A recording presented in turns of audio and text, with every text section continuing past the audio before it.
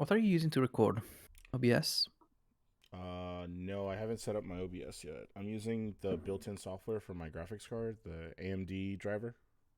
Oh yeah. Yeah.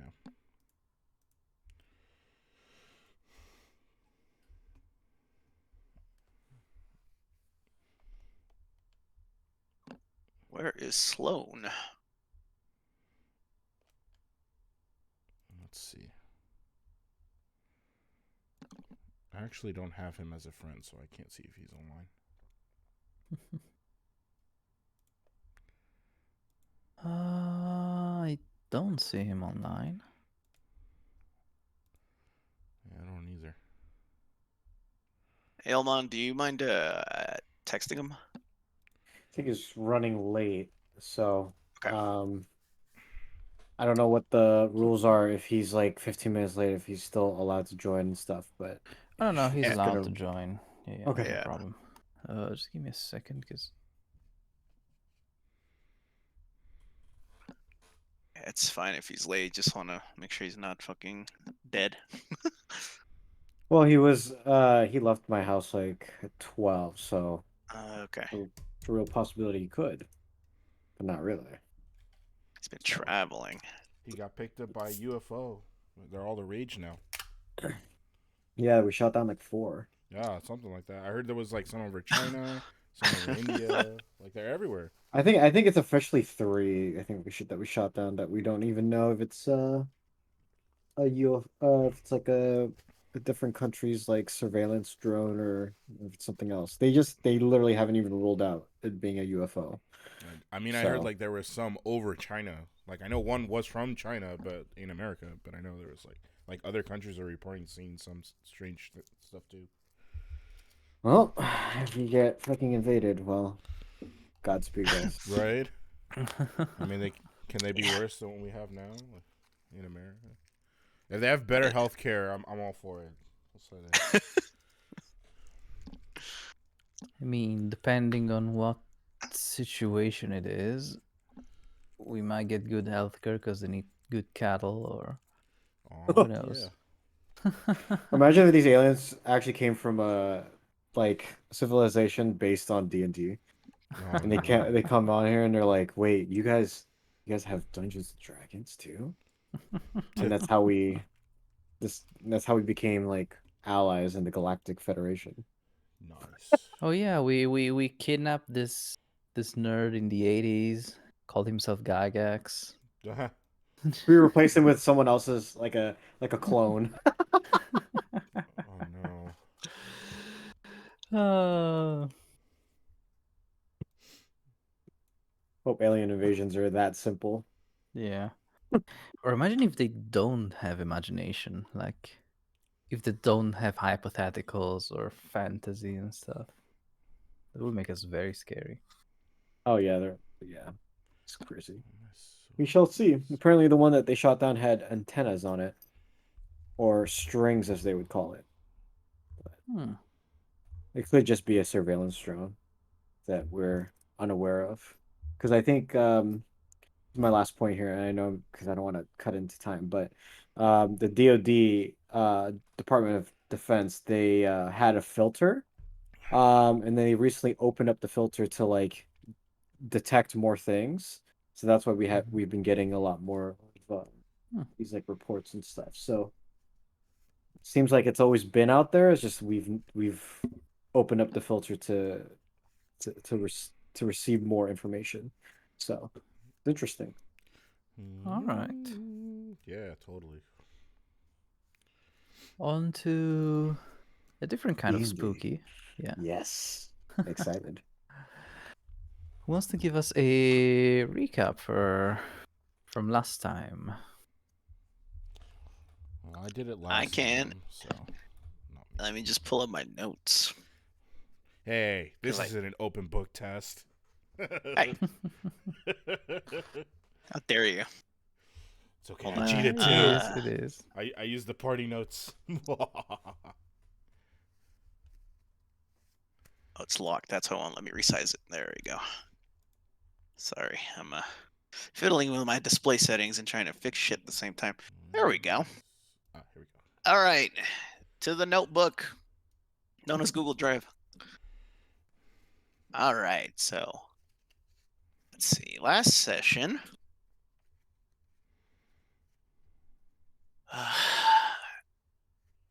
we learned.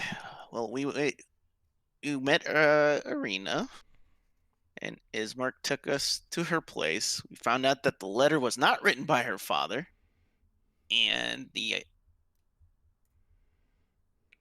handwriting was identified as Strahd's. We were given a reward, and then Ismark also asked us to take Arena to Vallaki because she's become the apple of Strahd's eye, and she is not safe in Barovia right now, which we agreed to. And Henry was, simping like crazy for Arena. We met Mad Mary, whose daughter Granada had gone missing. She was taken in the middle of the night, who we potentially think she may have left willingly. So we're not 100% sure on that yet. There are clues that lead us that there may have been an alternate ending. we met Bill Draft and Perry, who he's trying to price gouge us, so we decided to fuck with him and try to steal his shit.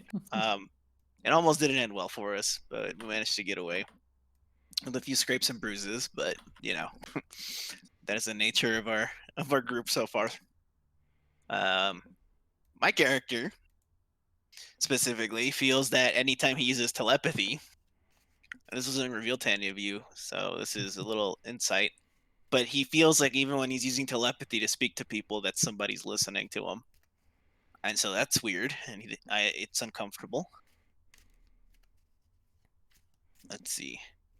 And then finally, we ran into the old lady who had the pies that drugged the shit out of Criss. And then I knocked her pies over. Nice old lady. And there's a kid inside her cart who was drugged and unconscious. When we woke him up, we found out that kids are sometimes essentially traded or sold into slavery for pies because this place is so fucking desperate and depressing that people eat her nostalgia pies to forget about the problems of the world. After that, we dropped the kid off at Arena's place, and we were getting ready to go to the Vistani camp. I took pretty good notes that session. Holy shit! Yeah, that's quite accurate. The only thing is the name of the disappeared girl that I don't know if you got right. Oh, was it Granada? Gertruda. Oh, Gertruda. Oh, fucking Google auto-corrected that. Still quite good. So you get an inspiration point. Sweet. Bro, where is this picture of Irina? She's so hot in this one.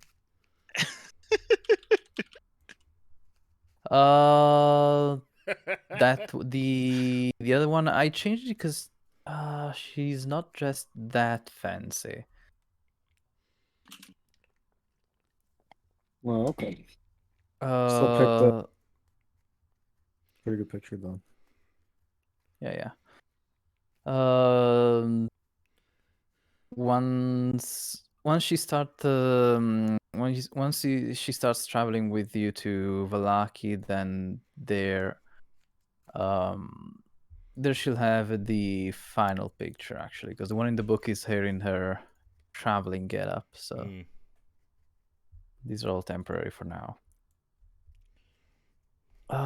In the meantime, yeah, you were leaving the quote-unquote safety of Vallaki, of Barovia, to head west onto the Svalich Road and find the Vistani camp at a place called the Pool, you've been told. And I've been told I have to roll for random encounters.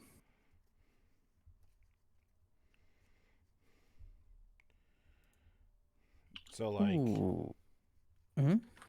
so I was gonna talk to Henry for a second. Oh yeah, go for it. So hey Henry. What's up? So how does your magic work? What do you mean? Like how do you cast spells? Do you just like do because you're like a blacksmith, right? Mm-hmm. So like do you pray like in your mind and then spells happen, or are you willing the weave? Like how does it Have you ever work? heard of quiet praying? Quiet pray? No, I haven't. So when you talk to your god, you could talk to him telepathically. Telepathically. Yeah. Okay. And then you just ask them to do things for you, and then you get bam magic. How does it work? Hopefully. Sometimes it happens, sometimes it doesn't. Oh, really? It's not a So guarantee. it's that's why it's called faith. So it's like okay. I'm just thinking. So the gods in your world, Rob, is it Mm-hmm. what who is the goddess of luck in your world? Because I think it's supposed to be Tamora. I think the one that I know, but I don't know what it is in your world. Goddess of Luck. I don't have one yet. Because again, my homebrew setting is work in progress, but you can use any from the Forgotten Realms or whatever other pantheon you feel like. Because again, this adventure is very self-contained, so Mm-hmm. I don't need to build the whole thing outside of it. If I don't need to build the whole church if you mention a god, but you can worship a god or goddess um, that that you fancy. Mm-hmm. Okay. Speaking Awesome. of quiet praying and speaking to your god, Henry, Yes, sir. it hasn't been feeling that right Mm-hmm. since you got here. Which it's kind of been like talking to a wall. You still get your magic, but you don't get them in a Like in there's that like some warm static. kind feeling. You get them more like a voicemail response, which Ooh. is all right. It's happened before. The gods can't always be asked to have give their personal touch to every spell for every cleric. It's just a bit sadder. Mm. So it feels more corporate like Mm-hmm. instead of it being like between two best friends. Yeah. Mm. I just then yeah, and sorry if you are you done, Rob? Yeah. Yeah, I was just I'm just explaining to Henry. I'm like, I think if we're gonna have to deal with a lot of vampires and undead, maybe I should study some holy magic too. I'm just trying to Mm. think of like maybe you could teach me a little pizzazz later. I don't know. Yeah. Yeah. When we get back to Irina's, I can teach you how to pray. Yeah, sure.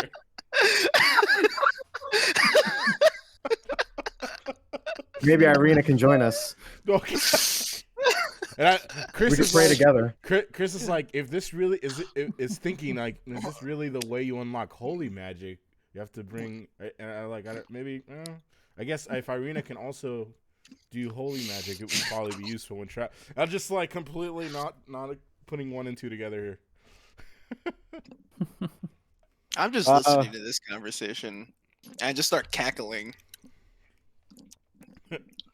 And then I just look over at Chris. I'm like, hey, Chris, What's that? you're going to learn holy magic on your knees? I mean, I've studied a lot of arcane magic, and I maybe that's why it never came up. You know, if you have to be on your knees in order to do holy miracles or something, it might be one. I'm not sure. It's not about. It's about what holy it's coming out of, dude. What holy? And it's like It's like Your whole. 50-50. There's some kneeling involved, and there's a lot of standing involved. there's really that's really interesting. Hold on, I gotta like whip out like a quill. I have a scholar's pack like writing it down like kneeling and standing. He's gonna put it in your butt, Criss. That's what he's talking about. What? It's like the line goes off the page. Like, what did you say? Nothing. Let's just say you're gonna find another use for wands studying with Henry. Press the digit. No but thanks. in all seriousness, Chris, I'm happy to teach you a little bit more about my religion if you're interested. Oh, I didn't say anything about your religion. Well, that's how you tap into the holy magic, as you would say. So yeah, but you're not the only religion, right? I just want to understand. True. It's all up to interpretation. Because I know, Lady Luck's hand has always been not in the favor of the people that play in my games.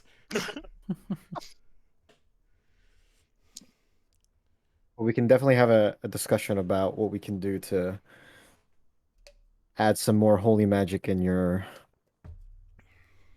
book of spells. Aw, yeah. All right.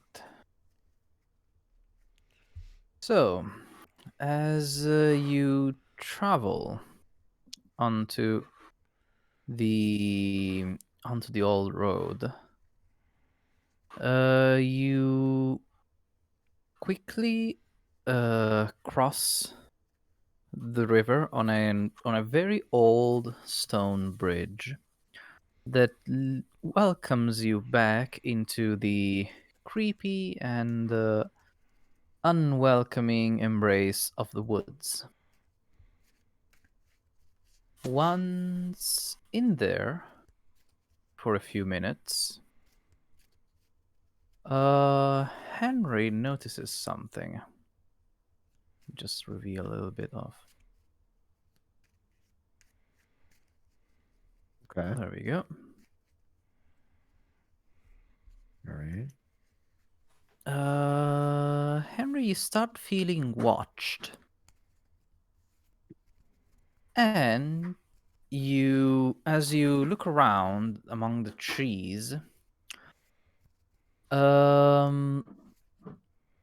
you spot someone hiding underneath a tree in the underbrush, covered in caked in gray mud. A wild-looking figure startles as they notice you noticing them. You can't even tell whether it's a man or a woman. You see they get up in a defensive stance and they kind of growl at you. So when I'm walking down the road, is it on the right-hand side or left-hand side again? Sorry. It's on the left-hand side. Okay. Guys, there's something over there, and I point out to the left-hand side. I'm gonna go check it out. Oh yeah. Once it's startled, everybody notices because it Okay. jumps up in a again in a very feral position. They're holding Okay. a stone axe in the right hand. And as you start walking towards them, they run off into the woods, and you hear and spot another one doing the same thing that you hadn't noticed earlier. Oh. And also on the left-hand side too? Yep. And I'm the Just only one that like sees a that, dozen or right? so feet on the other side. Well, you're the one that spots them, but once they start moving and running, everyone can see them. You guys see that? What happened? Like, so a couple of feral people. Have you guys seen And this before? I think These they're might just be people trying to live their lives. Okay. I don't know. Henry, do you want to go look for them? I do. I kind of do. Yeah, because they Alright. might know something. Well, they look like they were holding stone weapons, so you can sniff them out, right? That's true. But I don't know if it works that way. It doesn't really, but I fuck with them it's an anyway. interesting theory. I grab a rock and I just start putting it under Henry's nose. You smell it? That's just a Go rock. Do you smell the minerality, Henry? Go find them. I throw the rock.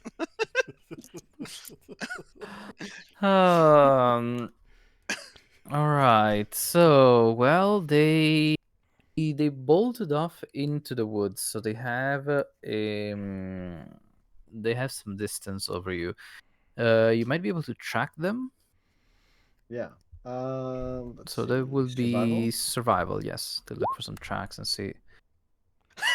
But nope. Apparently, I look at whatever is on the on the ground. Like, yeah, I think they're too far away, guys. Never mind. Never mind. Just like I look over to see if he like missed anything. I'm like, yep, yep, they're gone. they are gone. They're They gone, bro. didn't leave any trace. They seem to be. Yep. They're Thank you, roll 20. Right? Am I right? No, they're too fast for us, They're fully guys. Let's gone. go. Too Yeah. fast, Yeah, and good point. they didn't even leave that many tracks to begin. Like, No. there's just barely a imprint of where they were laying where they were hiding, but then they just took off, almost floating above the ground. They didn't leave any tracks. These guys are good. Yeah. We're dealing with some master stealthers here, and just gotta be. It's funny. This is why we didn't go. We didn't take up the hunting that our parents. Yep, we didn't become really rangers bad. for a reason. We were really fucking bad at it.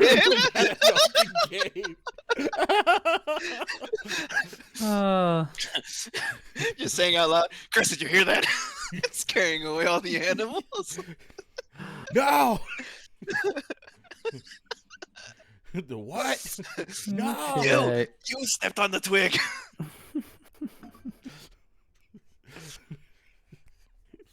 No, because a twig snapping sounds like this. Snap.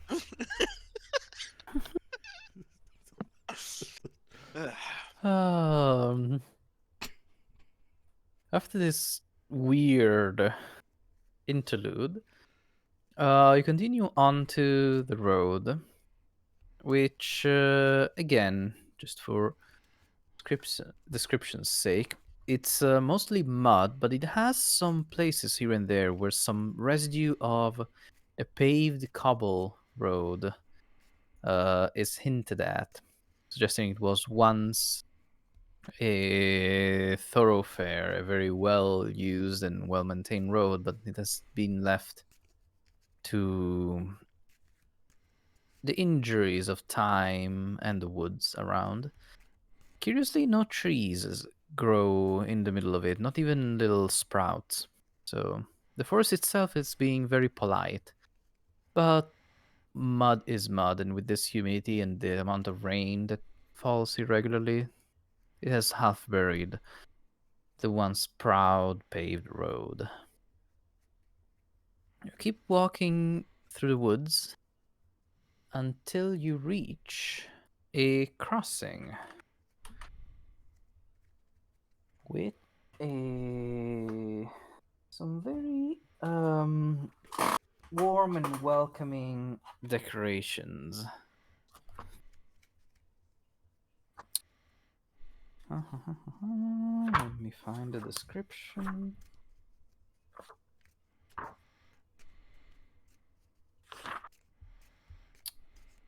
An old wooden gallows creaks in a chill wind that blows down from the high ground to the west. A frayed length of rope dances from its beam. The well-worn road splits here, and a signpost opposite the gallows points off in 3 directions. Barovia village to the east, Pool to the northwest, and Ravenloft/Valaki to the southwest. The northwest fork slants down and disappears into the trees, while the southwest fork clings to an upward slope. Across from the gallows, a low wall, crumbling in places, partially encloses a small plot of graves shrouded in fog.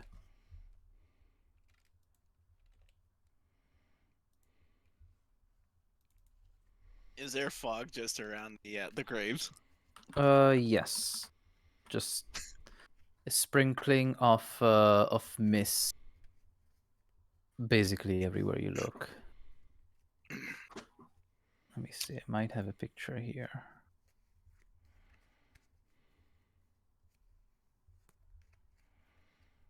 Hmm.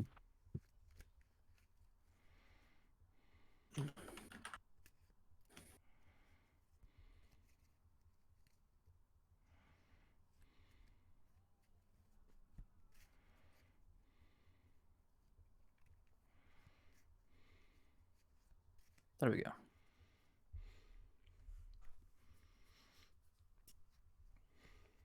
There's a gallows. Yep. Mm-hmm.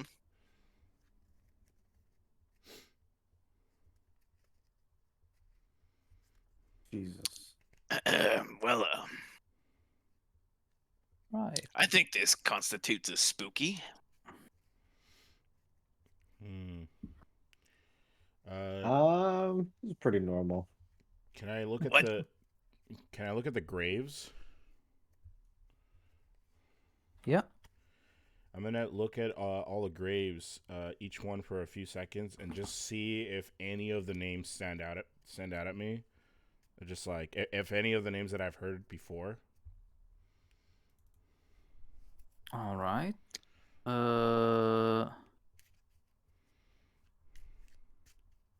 The names on these graves are unreadable at this See, point. they're too They worn, I are suppose. these graves are ancient Oof. and very much worn and covered in moss. Even just the rain falling on them for uncountable years has weathered them beyond recognition. Mm-hmm. Same as the wall that's barely holding together at this point.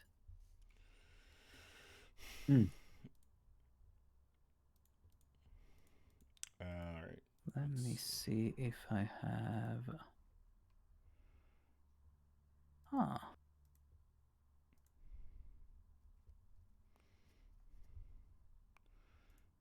Okay. Never mind.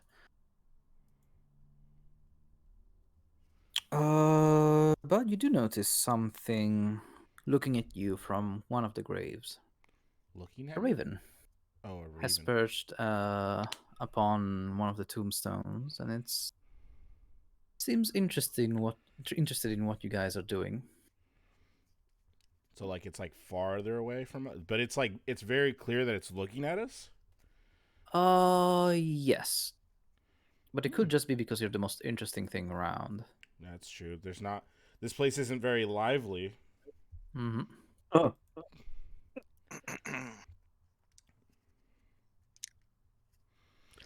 I go. I start shuffling like left, Mhm. like I'm looking at the raven, but I'm like shuffling like to see if it like it's like looking at me, and then I shuffle back to the right, and I'm like just to make sure. I'm like, I think that raven's checking us out. It looks at you a bit, but it also looks at other things like okay. the other members of the group, the gallows, just some bugs on the ground and stuff. Oh, okay. It's not like fixated on you specifically. It's just All right. hanging So around there. it could be just a normal raven. Mm-hmm. I'm just gonna walk up to the gallows and just kind of investigate if there's anything like it's been used recently. Yeah, me too. I'll walk up with Henry. It doesn't at first glance, but you can give me a perception check to see more. Okay. With an 8, I can Damn. tell you that it looks old and half rotten. Like you're not even sure the steps and the platform can hold the weight of more than one person at this point. Yeah. The news is still there, and but all the rope as well is all wet with the humidity around, and looks to be about to snap if you were to apply any weight on it. Mm. Okay. I hop up onto the gallows Mm-hmm. underneath where the rope Creaks. is. It creaks heavily, complaining at the added weight after such a long period of rest. Underneath where the rope is, the trapdoor is open. The space beneath it. I There is a very old lever besides it. mhm. It's caked with rust. Is there a rope still hanging from the? Yeah. I pull on it. Does it feel secure? Oof. You will not want to like properly swing from it. Well, you might if you had to hang from a rope, you might want to hang from this one because it looks like about to snap, about ready to snap. I'll be doing it anyway.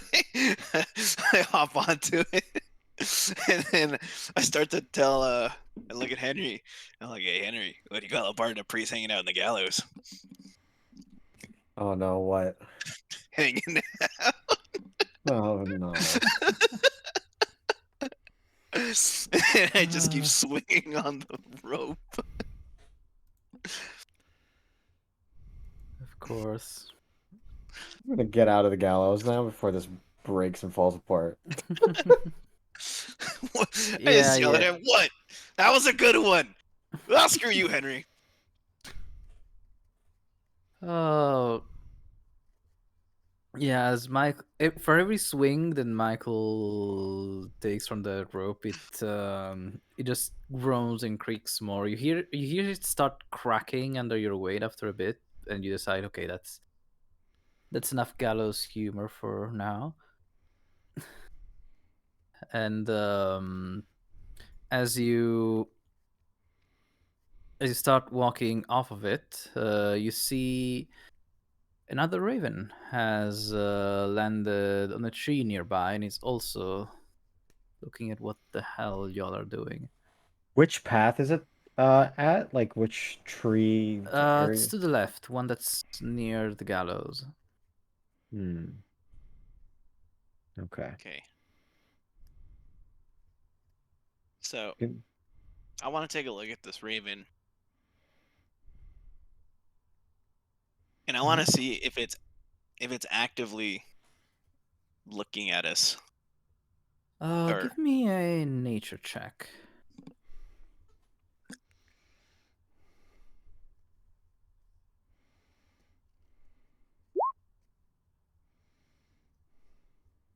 Uh, it is looking at you with curiosity, but again, nothing unusual from ravens and other smart birds. Mm. Did you learn how to speak to animals? Oh yeah, and I pull out a gold piece and I put it down. Not to startle a raven, I just shuffle a little closer and just put it on the ground. Shiny stuff. That's their language. Hi, Rancid. Hey guys, Yo. sorry for the lateness. Oh, don't worry. It's appreciated. Hopefully you can roll above a 12 today. Yeah, we've been rolling like shit. Yeah, we're like, rolling not so well. Uh, What are you talking about? It's all pretty Rolling normal just rolls. Oh my god. no idea what you guys are complaining about.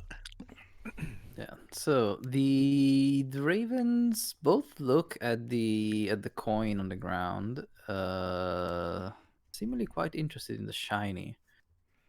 but they don't immediately fly to grab it.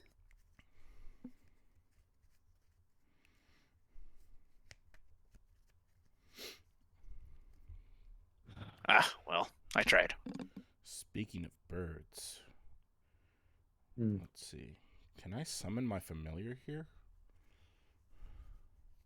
You can. Does You that do do I have have the now? Do I have? necessary materials.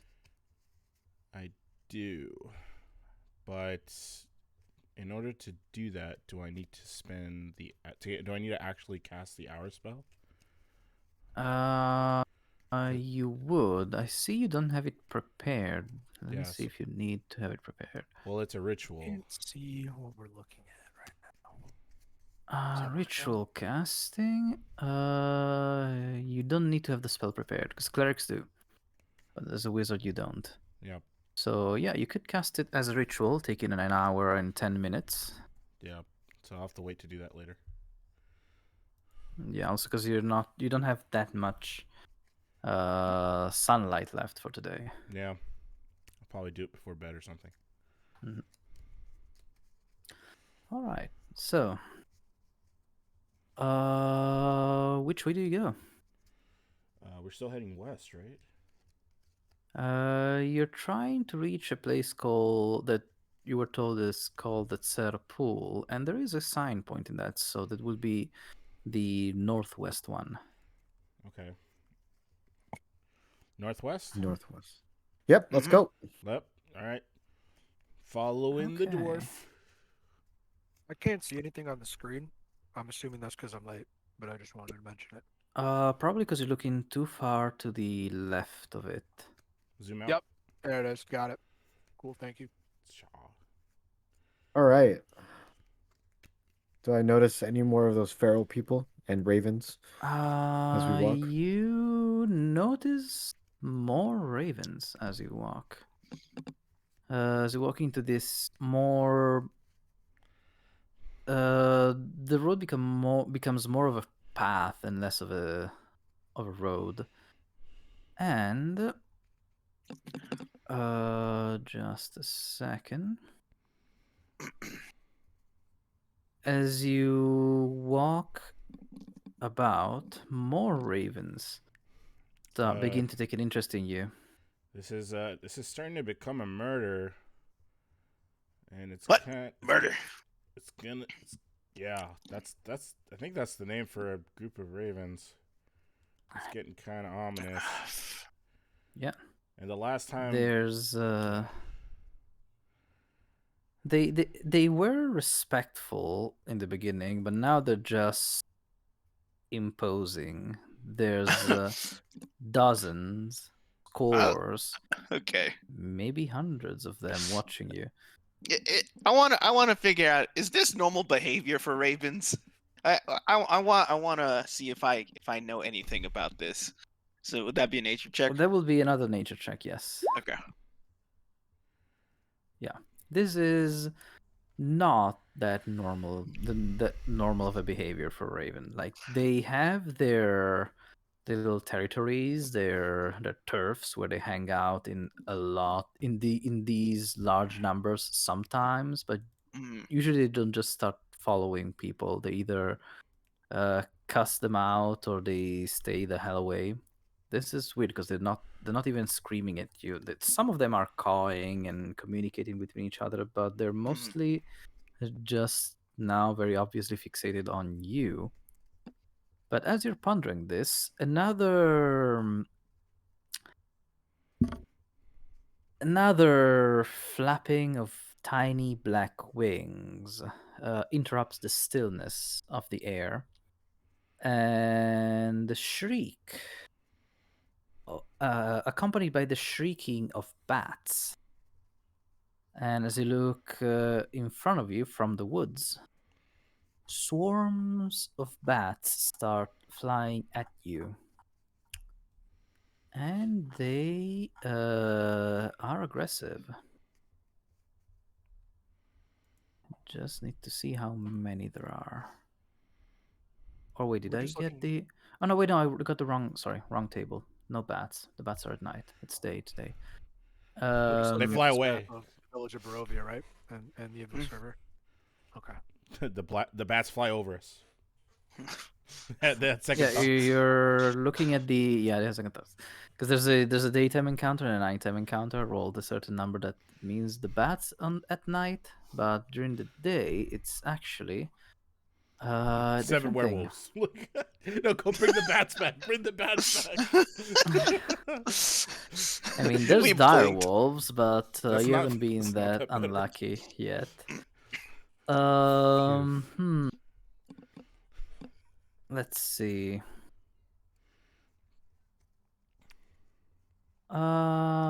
Okay, so the ravens are accompanying you. But as you walk along the road, let me see who of you finds a thing.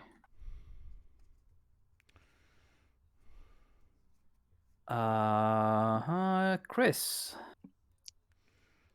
Mm-hmm. Roll a D100, would you? Yes, sir. All right, 95.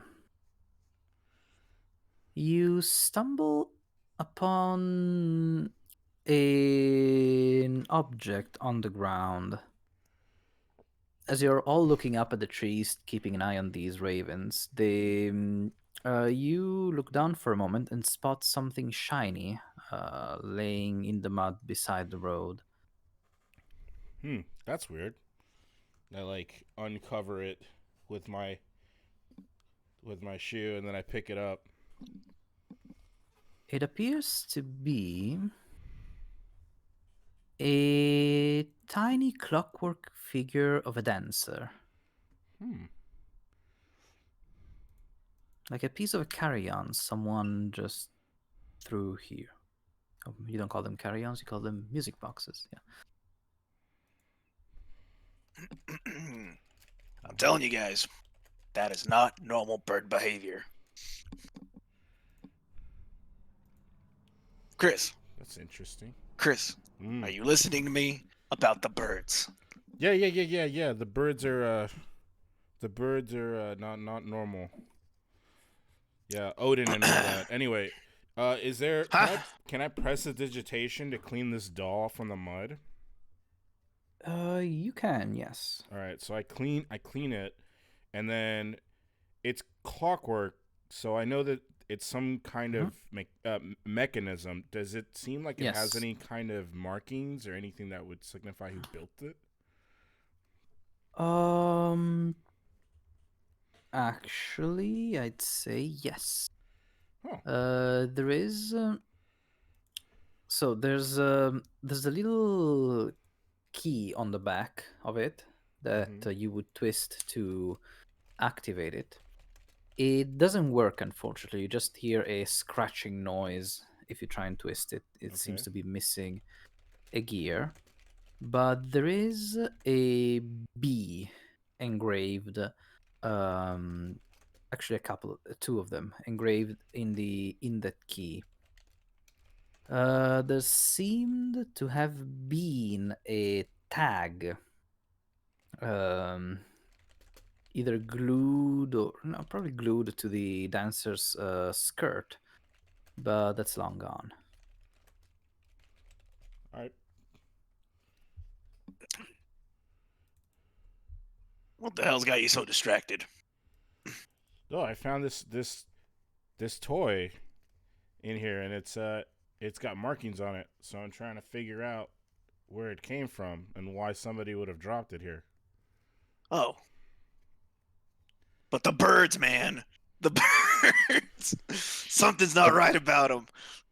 Are they still staring at us? Yep. Okay. Can I determine if they're being manipulated I should have. by magic? That would be an Arcana check. Okay. Can I make that check?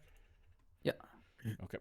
All right, let's see. Well, if they are not normal birds, they might be magical birds. So let's see what I can figure out. I knew it. Birds are not real. You said I can help him roll for an Arcana check? Yes. If you're proficient in the skill, you can give him advantage. All right. I cast. Well, I do a blessing because I can feel like we're gonna need it. You sure? Because So. bless only lasts a minute. Oh shit! Yeah. I was thinking of a. Okay, never You're mind. thinking of guidance, yeah.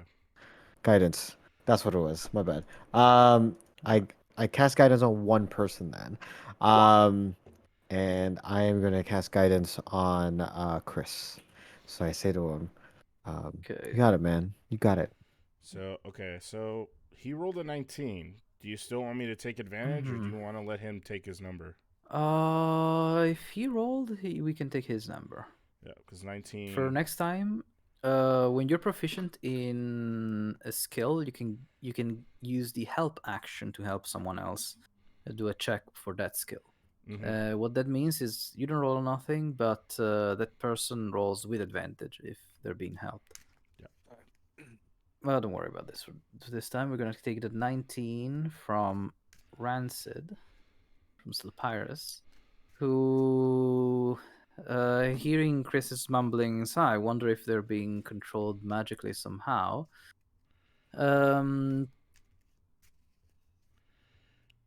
You think about it a bit, and there are some spells that can control animals like this, but either is like 100 wizards using them at the same time, or one supremely powerful one that's exerting control on all these ravens. If that's the case, which doesn't seem to be, because they don't act like mindless automatons. They still act like ravens. Like they caw at each other. They have little scuffles on who can perch on the best branch of a tree, etc. Like they're not completely, again, mindless. So Quick who question. knows? Quick question. Can I? What do I roll if I want to pray to my god to ask him a question about the ravens? That is a spell, actually, Channel that you don't divinity, have access right? to yet. Nope. No, it's Oh like Channel augury. shit. Divinity. It's like augury or Okay. something. Damn it. Augury Okay. gives you a yes or no answer. Asking about something specific is actually a pretty powerful spell. Yeah. Let's see. Oh, so okay. Even if it was a yes or no, I wouldn't have been able to do it. Okay, no worries. You do have the augury spell, but maybe you don't have it prepared yet. Yeah. However, Slopyrious, did you tell us what you figured out, or are we keeping it to ourselves? The Hold on, ravens do not seem to be acting any differently than ravens would act, other than the fact that they're staring at us. You can finish your ration and then talk. It's okay, dude. I don't want to slow down gameplay You're good, man. any Just more don't than I choke. have. Don't choke. Don't choke. Duh. Transfigure it out of my throat. Sign language. I got you. Yeah. But yeah, the ravens don't seem to be acting much different than ravens would, which makes their behavior even more curious, but it doesn't seem like there's any magic at play. Oh, there's no magic? Okay. Yeah. Well, I think with a 12 I would at least know that these could theoretically be familiars of like 100 different wizards, right? Yeah. So I go up to Michael and I go, well, I don't. They're not normal ravens. They could be 100 different familiars or however many birds there are here, but I would like to point this out. If there are 100 wizards through 100 raven familiars sitting here, that just means it's a really big audience that's all here to pay attention just to us, right? And then I'm like looking at you, and then I look over at your loot on your backside, and I go, I just shrug.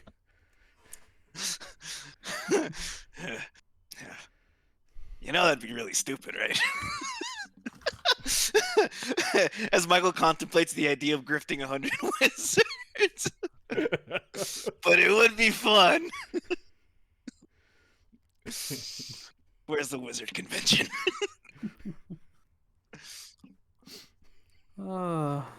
And then I just start walking down the road past the ravens. Wizards, come out and watch me play.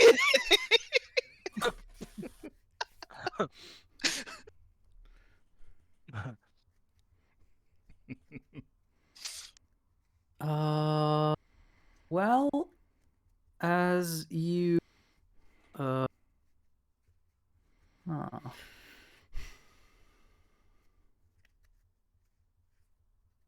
where is it?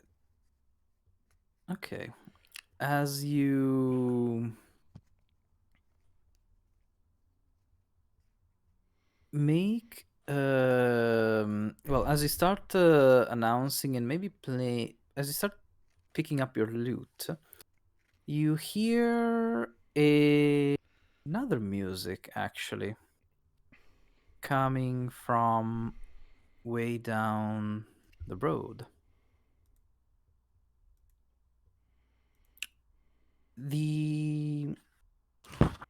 At this point, the ravens start leaving.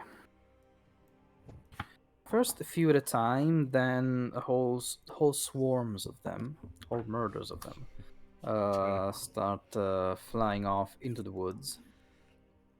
As the road gradually disappears and is replaced by a twisted, muddy path through the trees. Deep ruts in the earth are evidence of the comings and goings of wagons. The canopy of mist and branches suddenly gives way to black clouds boiling far above. There is a clearing here, next to a river that widens to form a small lake several 100 feet across. 5 colorful round tents, each 10 feet in diameter, are pitched outside a ring of 4 barrel-topped wagons. A much larger tent stands near the shore of the lake, its sagging form lit from within. Near this tent, 8 unbridled horses drink from the river. The mournful strains of an accordion clash with the singing of several brightly clad figures around the bonfire. A footpath continues beyond this encampment, meandering north between the river and the forest's edge.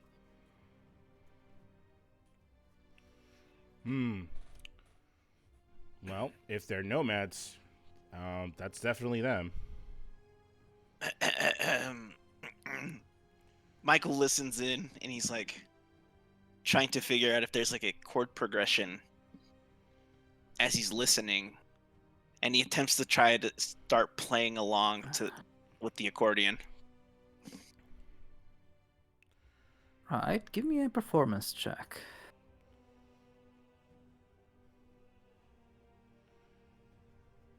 Oh, Not bad at all.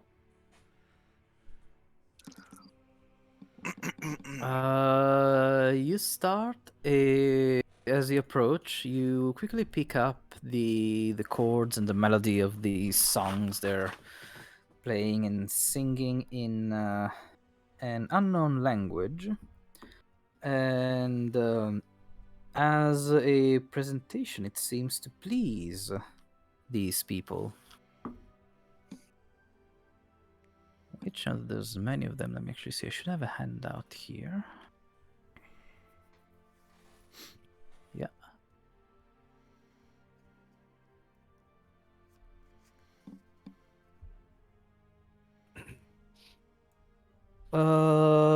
They sing and dance with you as you walk into their camp, and they seem quite pleased to have you here. As the song winds down, one of the Vistani, an old man, that's the one who was playing the accordion, jumps off the back of one of the wagons and, while clapping his hands, addresses you. Ha! You took your sweet time coming here.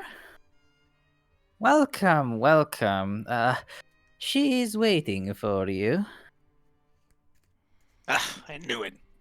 I just walk as if they were expecting me, as if I already knew that, and just follow the old man. He leads you to the bigger tent, and while saying, "Come, come, friends, all your doubts will be answered. Maybe with more questions, but hey, better than nothing, eh?" And he lifts the one of the flaps into the tent and bows, gesturing you to go in. All right. I bow slightly at the old man as I enter, and I look back at them and I look at them very seriously. Don't fuck this up. I walk in very seriously. Magic flame. Go for it. I lean over to Chris and I say, Chris, is you talking about when you guys try to rob that guy, the shop owner? I didn't rob anybody. I have anyway, and I give them a little. I bow in the same amount that Michael did, and I just walk in after him. I had no idea. It wasn't me. Okay. Right. So magic flames cast a reddish glow over the interior of this tent, revealing a low table covered in a black velvet cloth. Glints of light seem to flash from a crystal ball on the table as a hunched figure peers into its depths. As the crone speaks, her voice crackles like dry weeds. At last, you have arrived. Cackling laughter bursts like mad lightning from her withered lips. I match her cackling, and then I say, "Yes, I have arrived." As I sit down in front of her on the other side of the table. For context, you guys, Michael is a sucker for mystics. He loves this shit. He thinks it's the purest form of grifting, and he will always go to them no matter what, even if he thinks it's all bullshit because he thinks it's fun. But I've already spoiled all the way you sleight of hand these, so I don't know, like, because I'm like super into cards.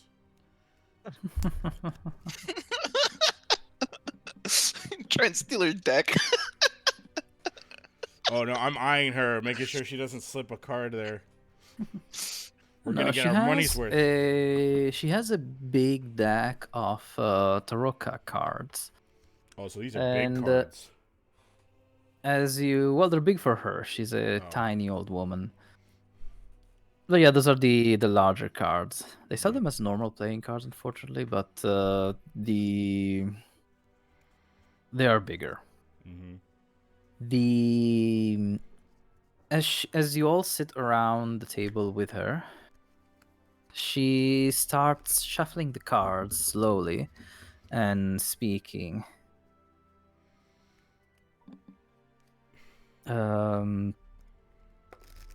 She addresses each of you as Criss and Michael, the prodigal twins, Henry, the loyal follower of the Forge, and Slopyrious, lone sorcerer carving his own path. What brings you to this place? Duty? Gold? Or simply fate? The last one. Yeah, the last one. You might not thinking, but yes, that is the right answer. Lean over to Criss. I knew it. I thought She it was gold. She splits the cards into two different sized decks, one bigger and one smaller, as and she places them in two spots on the table. Which, let me do this. Oh. Recall all. Oh, weird. There shouldn't be one already out like that. Weird. Maybe it's- Interesting. This is so cool. The little card thing. Yeah.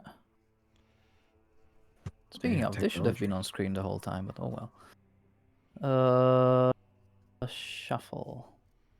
Okay, that does it. Let me shuffle this one as well. Okay. So, as she places the cards on the table, she starts telling you exactly why you're here. This land has been cursed, and its lord with it a long, long time ago. This curse has long overstayed its welcome, and our Lord must be freed from it.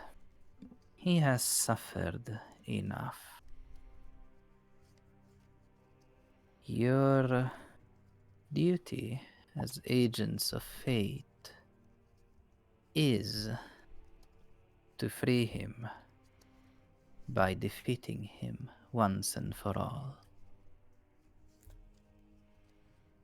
These cards will reveal what fate has in store to help you.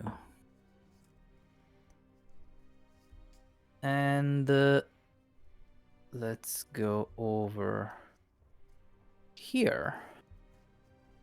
Oh shit. As she starts placing cards from the larger deck, she places 3 cards. Oh, they should be face down, actually. Let me change the... They show up face down for me. Oh, because those are the places where I should drop them. Okay. Let me play it facing face down. There we go.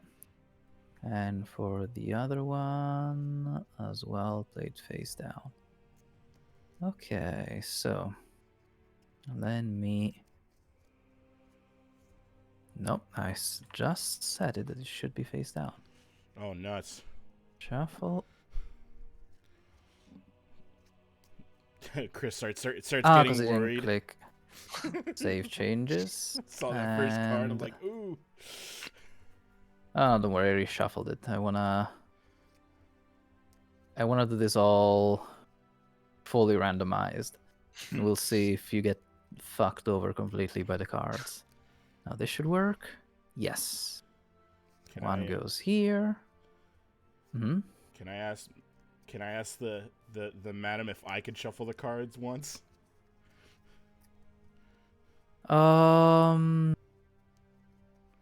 There is no. She doesn't answer, but you can tell that you have been around Michael for long enough, and you yourself to know various techniques for fixing decks. Mm-hmm. She doesn't seem to be doing this. Okay. she's Also, not- her old fingers are nowhere near quick enough to do this smoothly. Okay. That's what I was worried Yep. about. So, from the larger deck, she places 3 cards. From the smaller deck, she places 2 to complete a cross. In your head, Michael says to Criss, "Hey, Criss, What if she pulls the gambler card on you? And I lean over and I whisper, then she would be really accurate, wouldn't she? Yeah, she would be. She places her hand on the first card, saying, "This card tells of history. Knowledge of the ancient will help you better understand your enemy." And as she flips it, it reveals the priest. Uh-oh. Henry? Exactly. Yeah, we both Uh-oh. look at each other. We we're said like- it in unison. We said it in unison. Yeah. You Why is will everyone find looking at me? you will find what you seek in the castle, amid the ruins of a place of supplication. Hmm. She places her hand on the second card, saying, "This card tells of a powerful force for good and protection, a holy symbol of great hope." As she flips it, it reveals the monk, saying, "The treasure you Again. seek, the treasure you seek is hidden behind the sun in the house of a saint."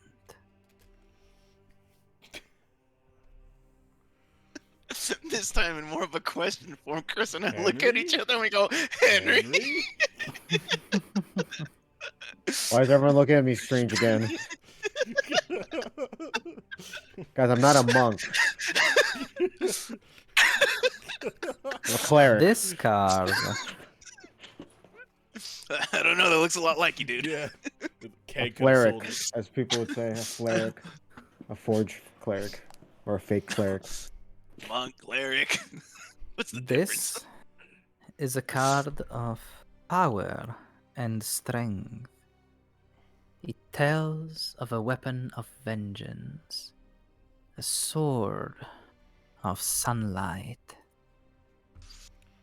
And as she flips it, it reveals the missionary. All Guys, glyphs. no.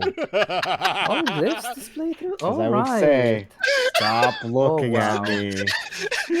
And I just start cackling. Oh, just like laughing. Look at Michael just cackling at this point. And he's looking over at Henry and he goes, "You know why I'm laughing, big guy." I'm more flexible than you think.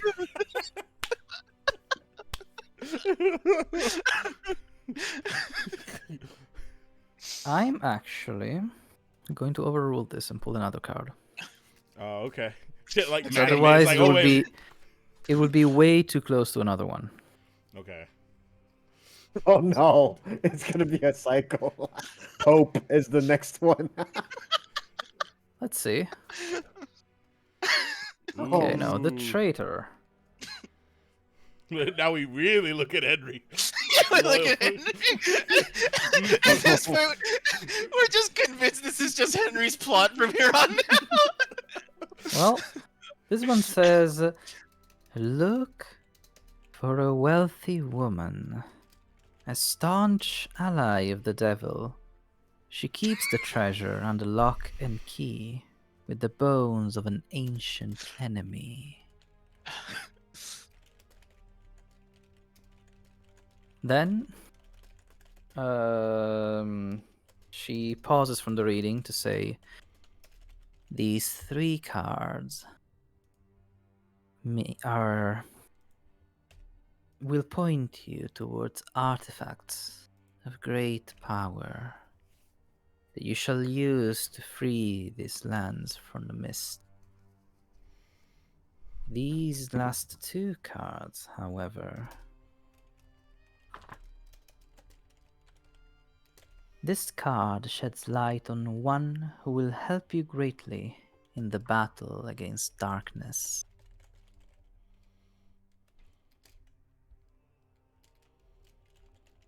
And she reveals the artifact, saying, "Look for an entertaining man with a monkey. This man is I look at more. Slopyrious. Michael This man Criss. is more than he seems." And the last card. Finally, your enemy is a creature of darkness, whose powers are beyond mortality. This card will lead you to him.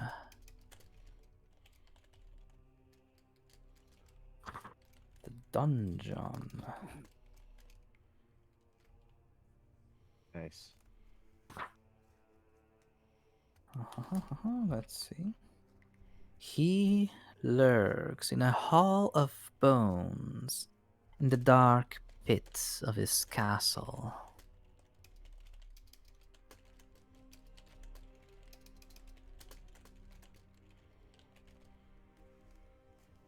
She takes a deep breath and she slouches back a bit from the table and the cards, saying, "This is all I can do to help you. Mark my words and these readings, and use fate to your advantage."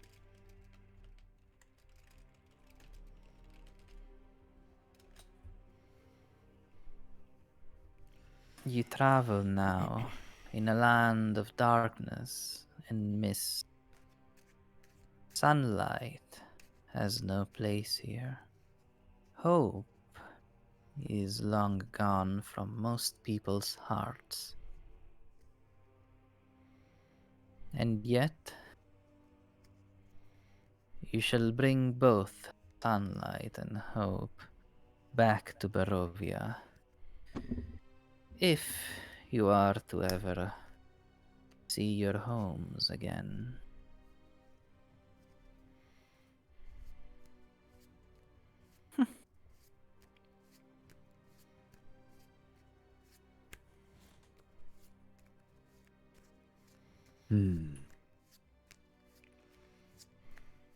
You are welcome to stay for food, but I presume you have important matters back at the village, and I wouldn't want you to travel at night.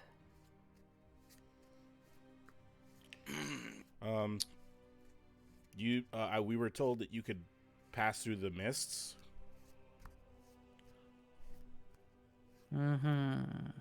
That we can, by virtue of an ancient treaty. Ask. Oh, let me see his name again, sorry.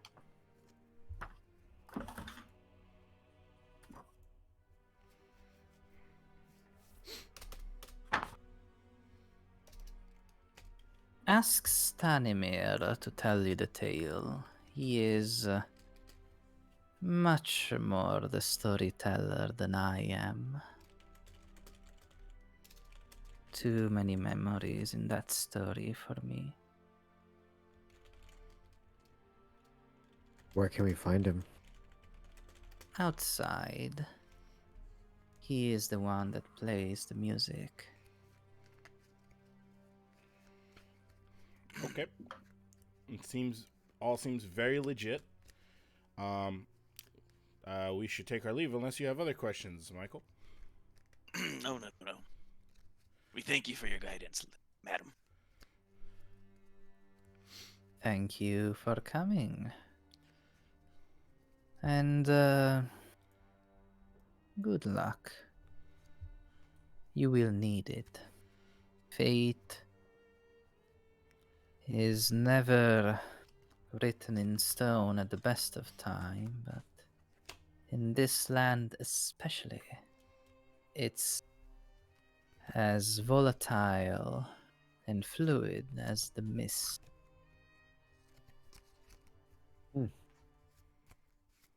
Interesting. Yep. Okay. So let's go back Right. out. Mm-hmm. Mhm. Yep.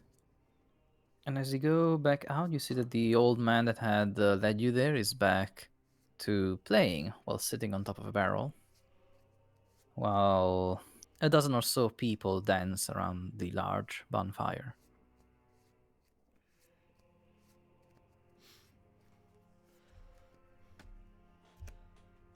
All right. So let's see. What time of day is it? Do we have enough time to get back before dark? You should, if you don't run into any distractions. All right. Do you want to stay for the story or not?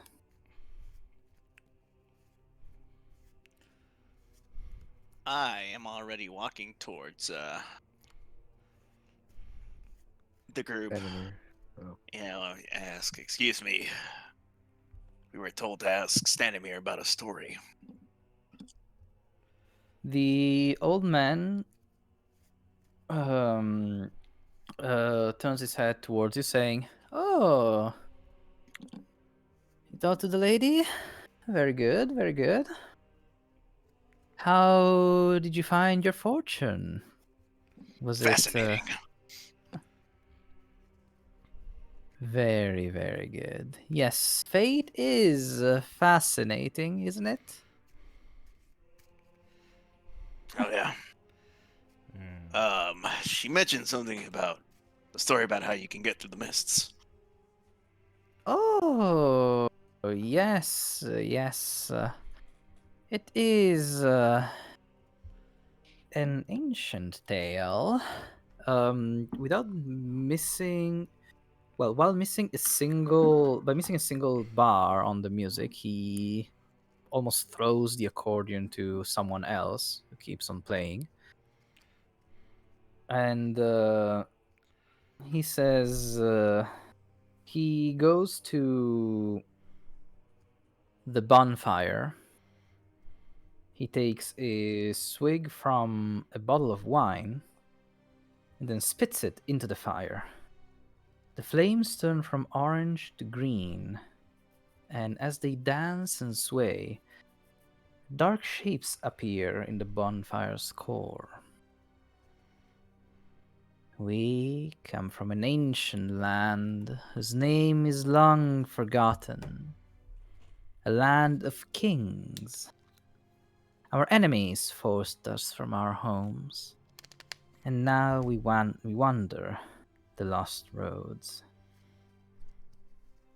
The dark shape in fire takes the form of a man being knocked from his horse, a spear piercing his side. Stanimir continues while he dances around the campfire. One night, a wounded soldier staggered into our camp and collapsed. We nursed his terrible injury and quenched his thirst with wine. He survived. When we asked who he was, he wouldn't say. All he wanted was to return home, but we were deep in the land of his enemies. We took him as one of our own and followed him back towards his homeland. His enemies hunted him. They said he was a prince. Yet, we didn't give him up, even when their assassins fell upon us like wolves. Deep in the bonfires, you see the dark figure standing with sword drawn, fighting off a host of shadowy shapes. This man of royal blood fought to protect us, as we protected him. We bore him safely to his home, and he thanked us. He said he owed us his life. Stay as long as you wish, leave when you choose, and know that you will always be safe here. The figure in the dancing fire vanquishes its final foe, and then disperses in a cloud of smoke and embers. Sanimir's face becomes a somber mask. A curse has befallen our noble prince, turning him into a tyrant. We alone have the power to live is the main, per our ancient treaty. We've traveled far and wide, looking for heroes such as yourselves. And now here you are, fated to save this land and our lord from their terrible fate.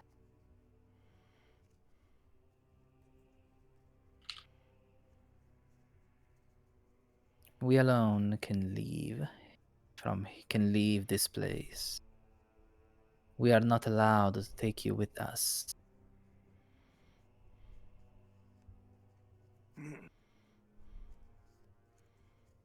Can you bring people in? Yes. The mist hunger for more souls to entrap. But, well, we here try not to do that. As, unless it is noble heroes such as yourselves, who stand a chance at vanquishing the darkness and the evil that live here. Do you charge a fee? No. Why would we? We're not doing you any favors by bringing you here. Okay. Can you bring someone I know here? If they are willing. Why? Did you say why? Yeah. Oh. Because if we are heroes, we might need a little bit of help. Do you mind? This individual will come if they know that we need them. Good. We can look for them then. Sure. I don't know how long it'll take or where they are, but and then I point at them and I whisper something. I whisper the name. And I don't know the name. Because that's meta knowledge. In case someone ever needs to show up to help us. Alright. This guy's character, his name might change, I don't know. Alright. Get him up to speed real quick. And then it finally hits Michael. Were you talking about Strahd? Nah.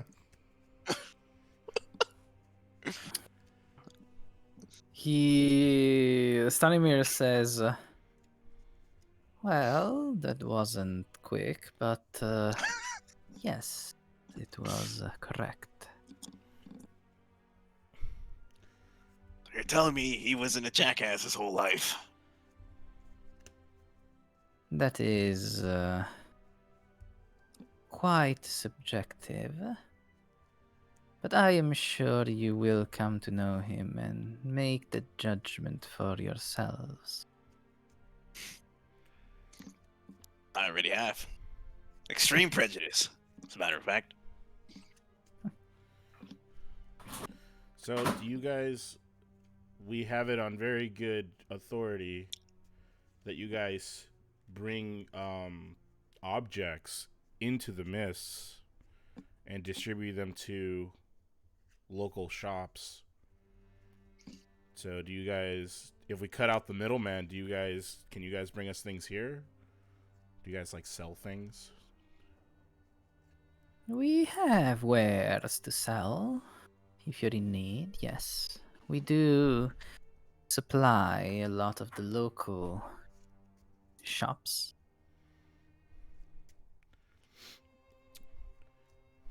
There are a few things that are still made here in Barovia, such as wine.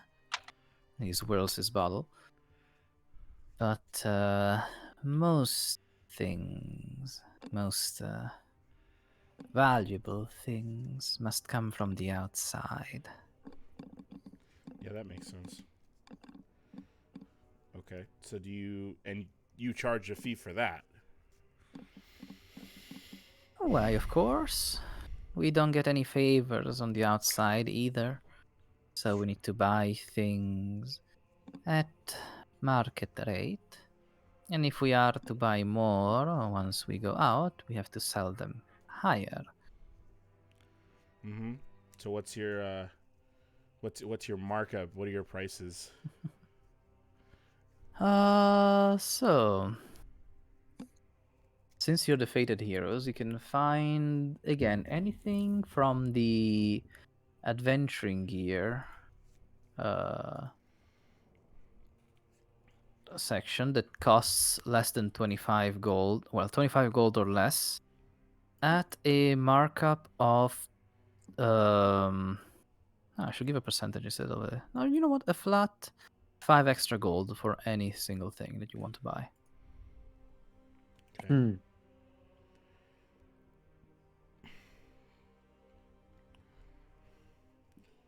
So if we wanted to ask for something like a magic item, the markup would be much Oh, higher, right? those you're not gonna be able to buy in this campaign. Oh, really? Okay. Yeah, there are few. The magic items in Barovia are well, they're not too rare, but they're still kind of rare, and they are in very specific places. Okay. Maybe we should stock up on some holy water. Let's see. Holy water is, I think, 25, right? Well, 30. It is 30. Yeah. Well, 30. yeah, it's a markup of 5. Yeah. Yeah, you're right. Oof. Okay. We have enough for 5. Not saying we need 5, but we should definitely think about having a couple of those on us. We Michael can't. is so we can't entranced rely by on this you. story. Is so entranced by this story that he just hands over enough gold, which we had enough for 5. Was that it? Yeah. Yeah, I just hand over the gold. I'm like, yeah, we're gonna need some holy water. So 150 gold leave your pockets, and you get 5 vials of holy water. Lovely. All right, how do we want to split them up? Well, the dwarf doesn't need one, so I take 3 and put them in my pack and I hand one to Criss and I hand one to Slopyrious. Yes. all right then. Can I ask him if he knows anything about the doll I found, or I'm sorry, the clockwork object? He says, oh, lots of things are lost in this land all the time.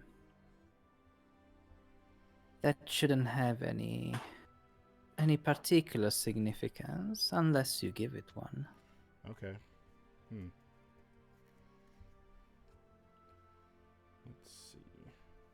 Did I find anything else?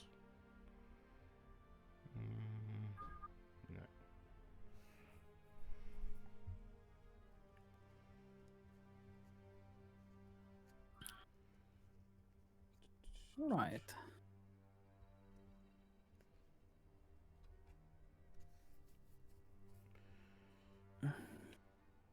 Anything else you want to do while you're hanging out here?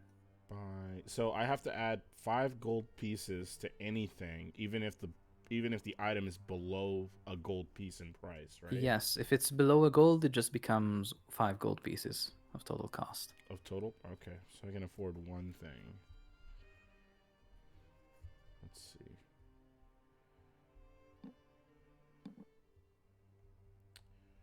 I'm gonna take something.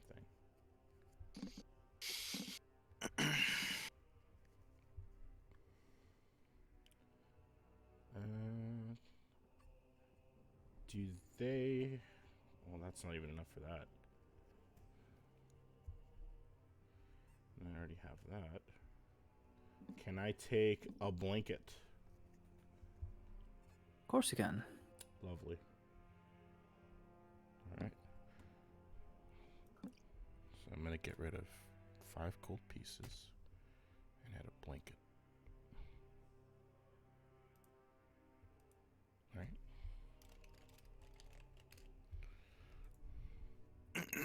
All right. Alrighty. Thank you. I'm assuming Mm-hmm. I'm still being affected by the HP reduction. Yes. Okay. I lean over to Standomir and I go, "You got anything for this?" Just pull down my shirt to reveal the vampire bite. He goes. Oh, that is unfortunate. A good night's sleep should put you all right, but I sense something else. And he starts sniffing you. And wait, actually, who was it who angered the old lady? It was Michael, wasn't it? For the pies? Yeah. Yes, Michael was the one who tipped the cart. Yeah. Yeah. Yeah, that was me. And yeah, as he sniffs you, he then goes, "You have angered a very powerful being." Look at him. I raise one eyebrow. Look, man, I make a lot of people angry. Yes, but this one will prove more. The consequences from this will prove more detrimental than usual. Wait one moment. And he disappears into a wagon for a couple of minutes. And as he comes back, he's waving around and then hands you a straw doll in an approximation of your likeness. This should divert the ire of that being. Before you go to sleep, place it either in a different room or in a faraway corner, and you should be safe at least for tonight. But only tonight. After that, you're on your own. Hmm.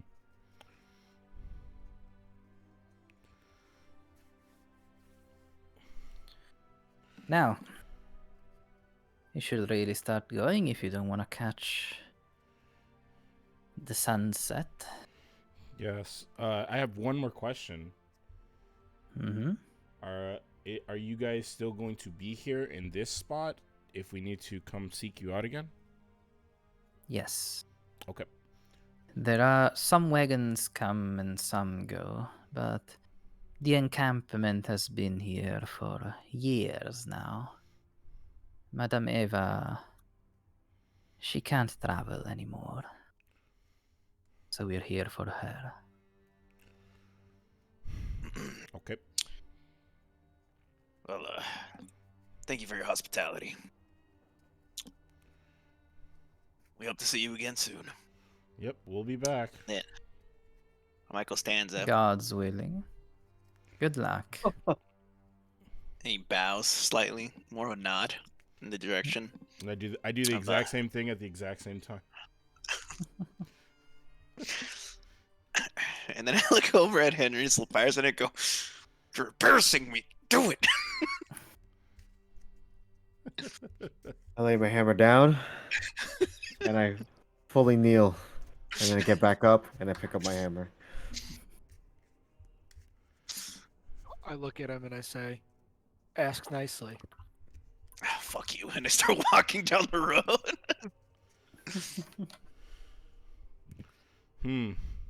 That's nicely.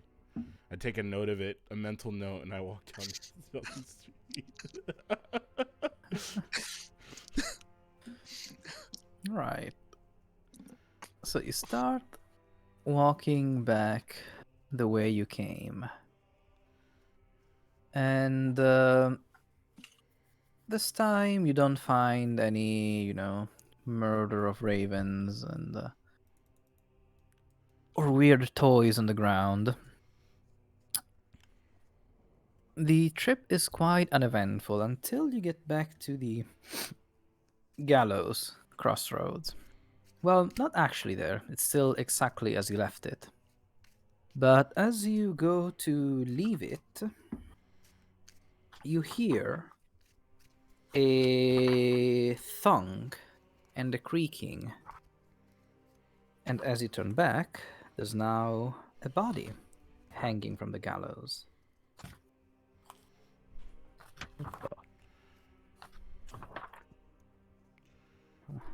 Give me a moment. Yep. Where there was nothing before, now hangs a lifeless grey body. The breeze turns the hanged figure slowly, so it can fix its dead eyes upon you.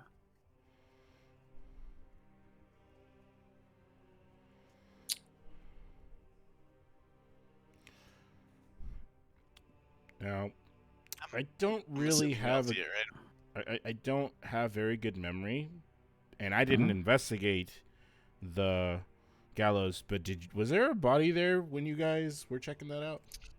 Absolutely not. I was the one swinging from that rope. Okay, that's what I thought.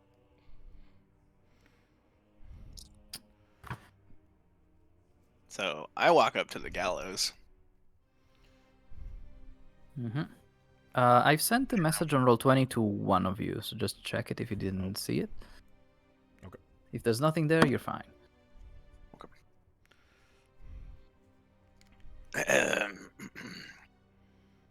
Hey, Starting investigating. What do you investigate? Well, how do you investigate?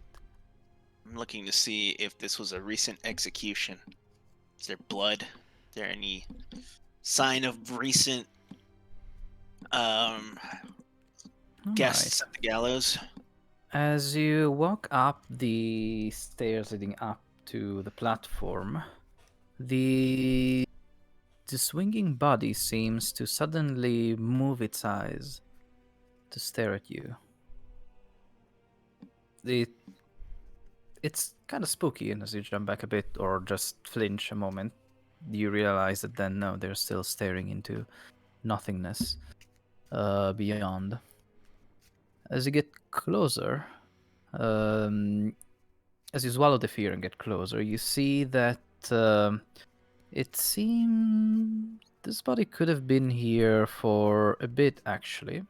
The clothes are damp with the humidity of this place. The skin is already pale. The lips are blue. It's not someone that was just hanged right now.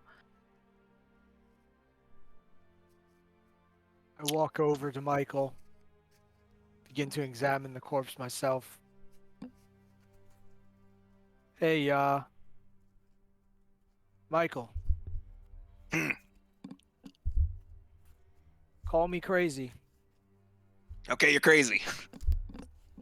Shut up. Does this corpse look like me? No, it's more handsome. I need you to be serious for 1 fucking second. I look at him after I'm done laughing at his expense, and I look at the corpse. Do I see any similarities between the corpse and Slopyrious? Not really. This is just a random Barovian man, it seems. Much I don't older. know. I don't know if you've ever heard of a mirror, but you don't look like that, Chief. I don't know what you're looking at, but I'm looking at my dead body hanging in front of me. Well, take it as a sign, bud. I slap him on the back and I walk away. And as you do so, since Rancid, you told me you were examining the body more closely, you accidentally bump into it because of Michael's slap, and as soon as you touch it, it decomposes into ash and dust, disappearing in the Wow. wind. So I'm totally freaked out by this. I turn back and I look at the dwarf and say, "Did you see that?"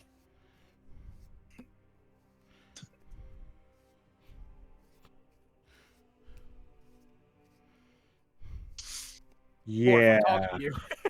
Yeah. As gonna- he's saying, yeah, I look at Henry and I Yeah. start going, no, you didn't see anything. No, I'm gonna trying to scoot get him to over. lie. I'm gonna scoot over to Michael, and I'm gonna put my deck away, and I'm gonna pull out my magician's wand with the white tips, and I'm gonna go. Okay, it really didn't look like him, right? No, he's No, seen right? things. No, Okay. for Can- you all know, it was just a random dude, probably And- 20 and- years older than the Slopyrious. And at this point, he's looking towards Henry, right? Let's see. Yeah. Yes. Hold on. I have 2 spell slots left. I'm gonna use.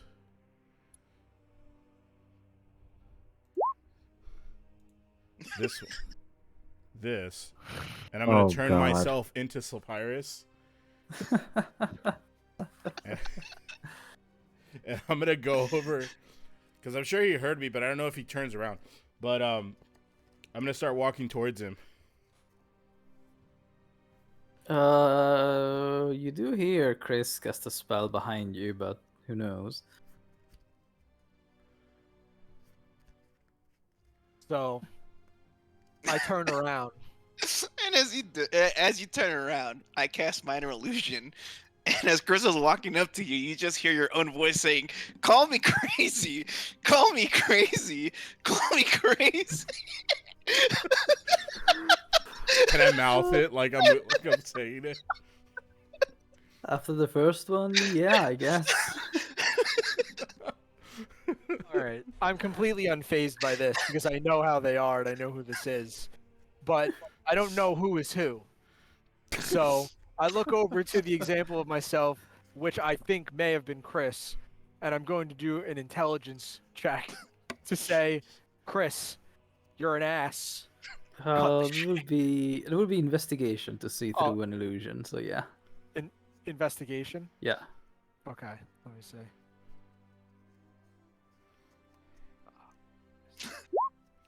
Oh, God. Ooh. Okay.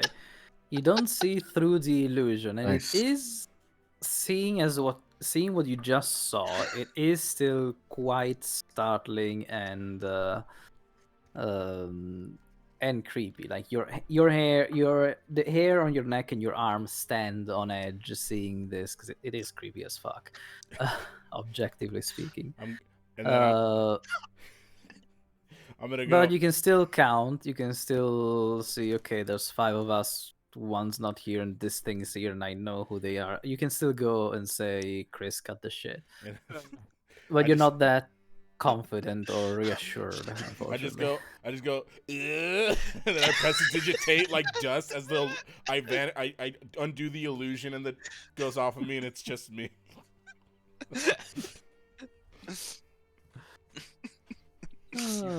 You both need counsel. Wow. And Michael's just fucking cackling on the ground now. Don't ever change, Sloppy. Can I do like an insight check to see if he's like lying, like Slopyrious, or if he's like actually okay. you can, yes. Okay.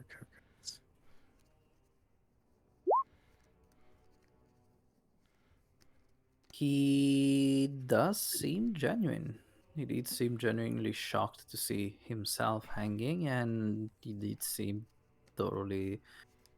Well, he did seem spooked by this latest display.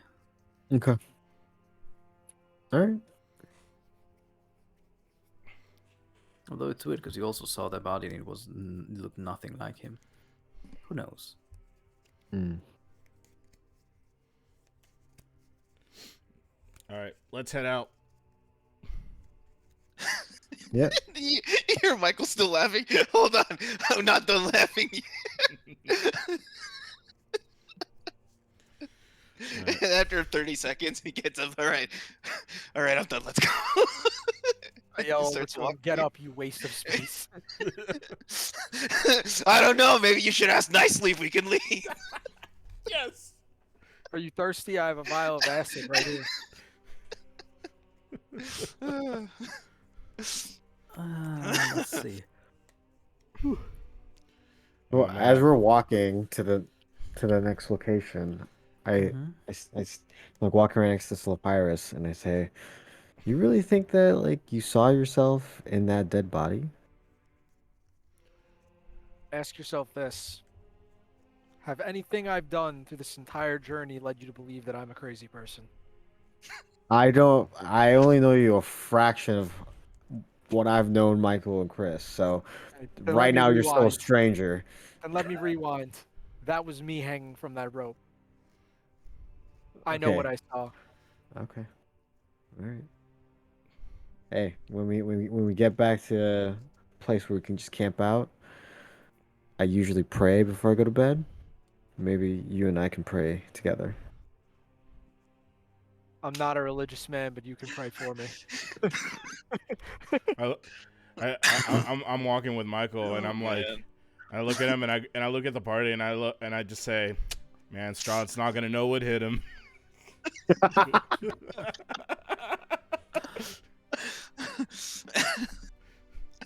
Ah, I whisper to myself, "I'm gonna die here." Oh,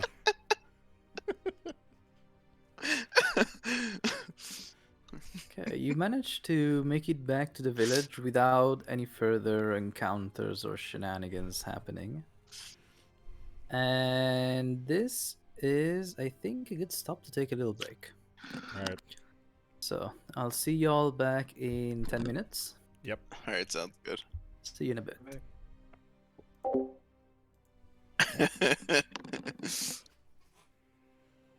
Ah, it's funny. Yeah. All right, I will be right back.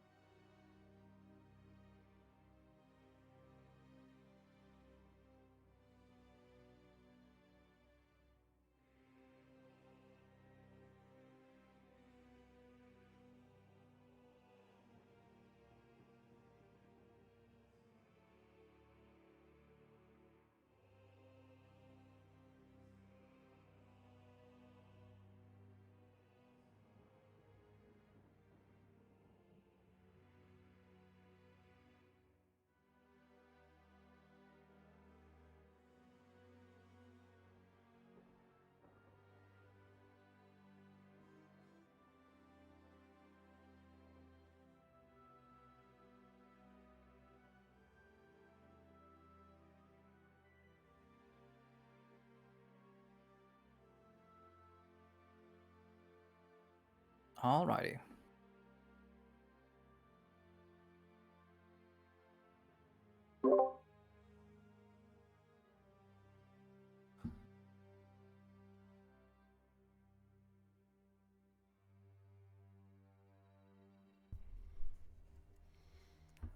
Okay, here we are back again to the village of Barovia.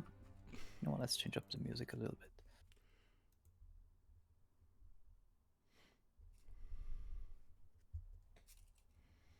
And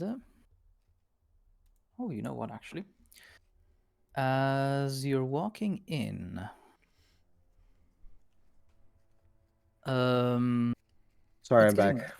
No, don't worry. I didn't see you weren't here yet. But you got back to the village safely and without any further shenanigans. And as you're getting in, it's getting darker and darker outside. You made it just in time. As you walk to go towards Ismark and Irina's place, you hear the church bell ring.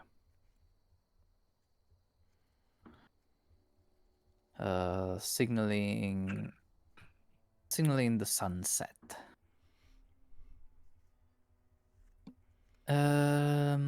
As you get to the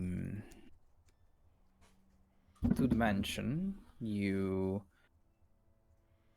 knock on the door, and it's Ismark that answers you this time, saying, "Well, you're out late." Yeah, sorry. Will you invite us in? "I will most assuredly not." And he steps aside. So we'll walk in. All right. Walk in. Yeah, I'm walking All right. and then pretend to get stuck at the door frame. Criss! Criss, help me! It's one of Like your my- magic tricks. I know it. I look at his Even mark. with just even when he can kind of tell it's a joke, his hand still goes to the heavy crossbow that's behind the door, Like, okay, just in kidding. case. Unless And you I want walk more in. holes, Michael. You better get in here. Yeah. As soon as you're in, he says, "Well, don't get comfortable quite yet. I need another small favor." What's up, Bismarck? What's on your mind? I've been going around all afternoon looking for someone to help me carrying my father to the church, and nobody wants to get anywhere near this house since it's been attacked. I just need 3 of you to help me get the coffin to the church. Okay.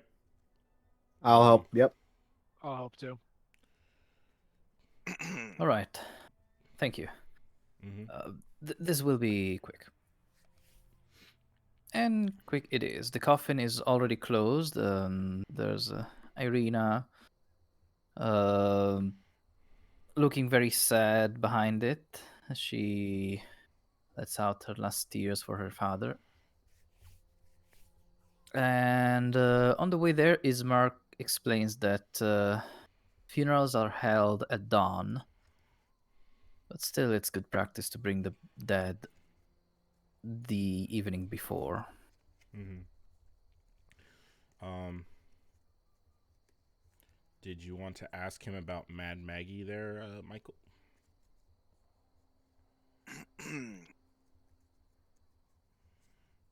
Since we have a few minutes before we get there.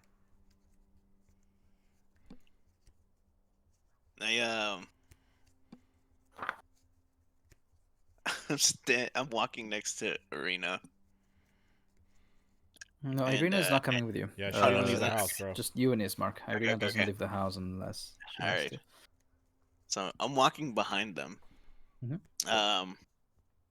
Just kind of staring around aimlessly as they're carrying the coffin. So, what's the deal with Mad Maggie? Her daughter You went missing. mean Mary? Yeah, whatever. Oh, yeah. I talked with her too.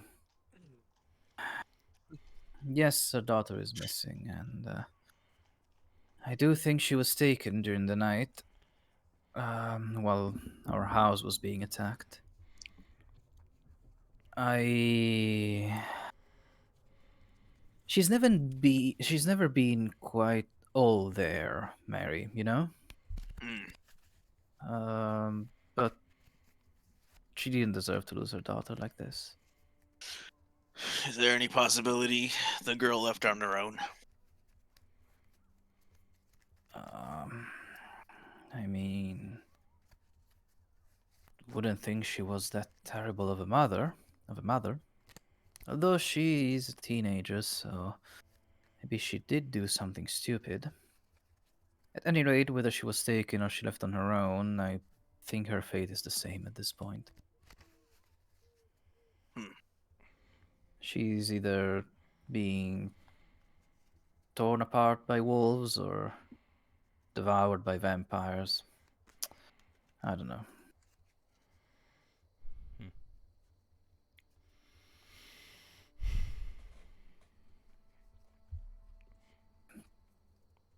I wouldn't hold out too much hope for her.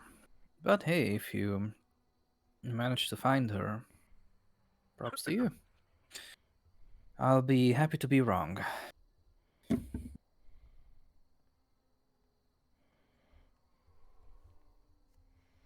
Alright. As you reach the church, the door's still open, and you come into the main chapel. You can see that there's a couple of stands ready to hold the coffin, and there's also on the altar a wooden box that's open, holding the bones of Doru. Donovich is still there in the chapel praying. The chapel is still very brightly lit with candles everywhere. And as you leave the coffin on the stands, Donovich and Ismark start, well, quickly agree on a time and on a time for the funeral. And Ismar doesn't think many people will come, but Donovich is sure that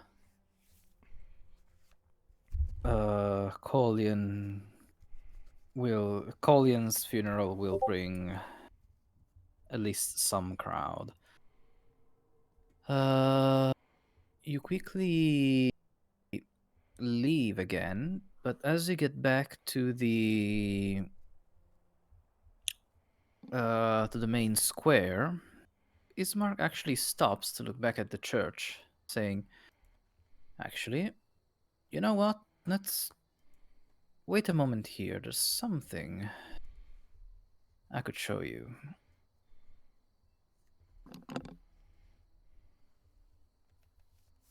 And before long, you hear the church bells ringing again. And um,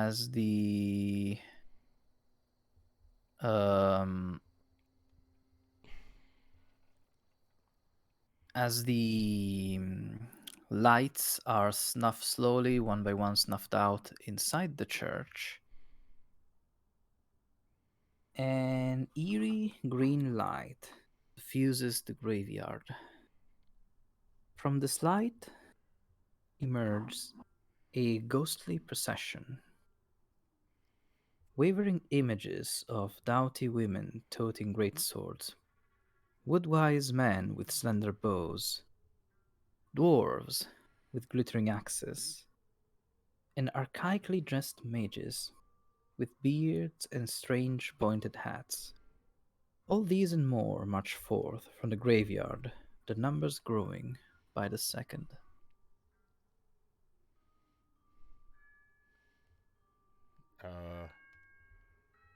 Should we And run?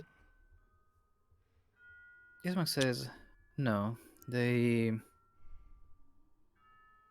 don't do anything to the living, or at least not to us. It happens every night.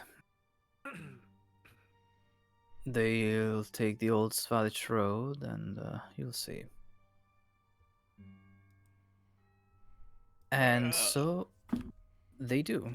The ghosts march towards the main square and then turn right, taking the road out the village.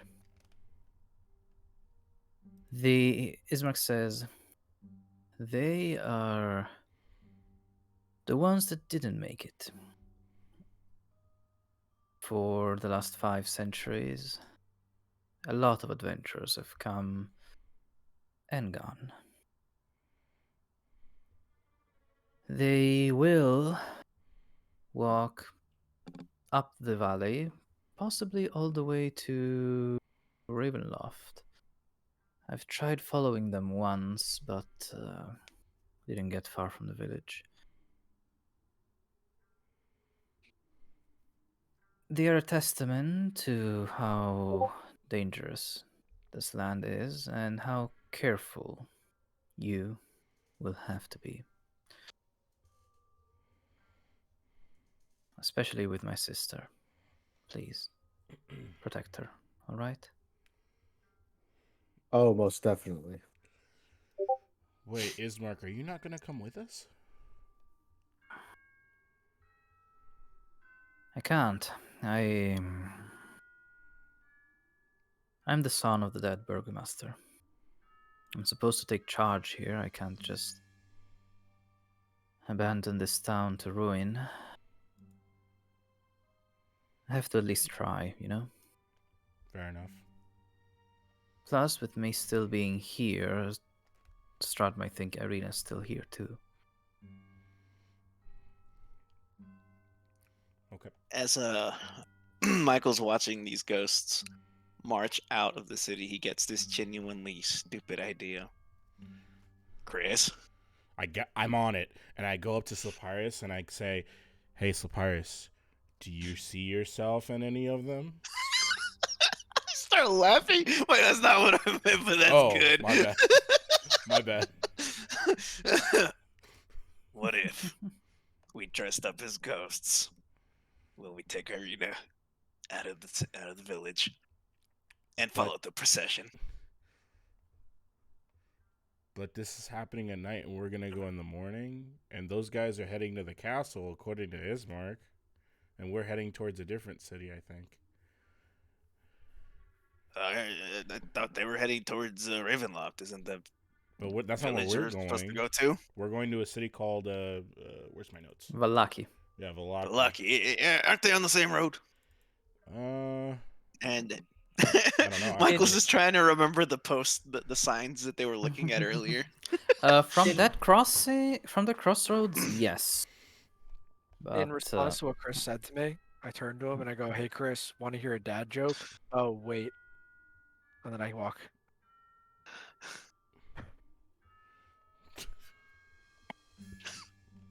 You son of a.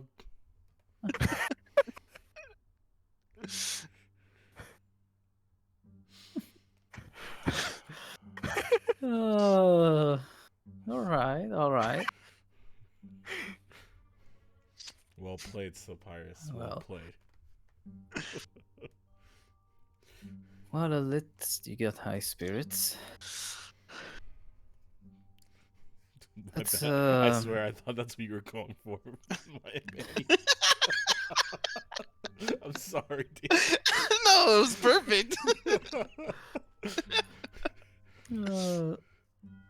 The Ismark says, well, let's leave the dead to their business and let's get some sleep. Alright, we gotta head We back. have an early rise tomorrow. Yep. Let's go. And as you head back to the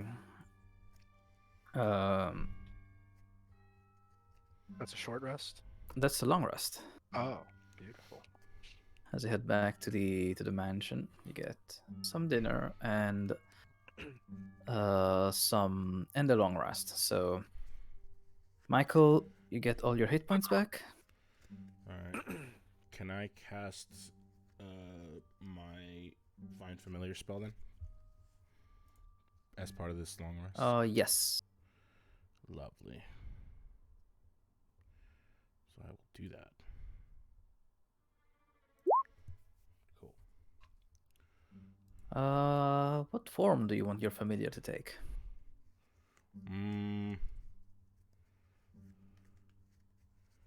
Let's do. Michael, did you want some input? No, because you already know what I'm gonna pick. You're gonna pick me. Okay. No, a snake.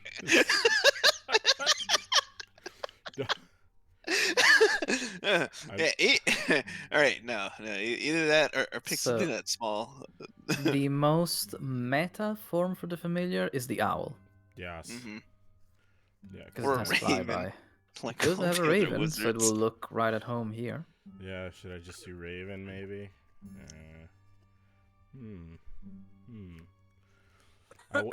If it were possible, I wanted to do a rabbit, but it's not on this list, unfortunately. No, I would allow it.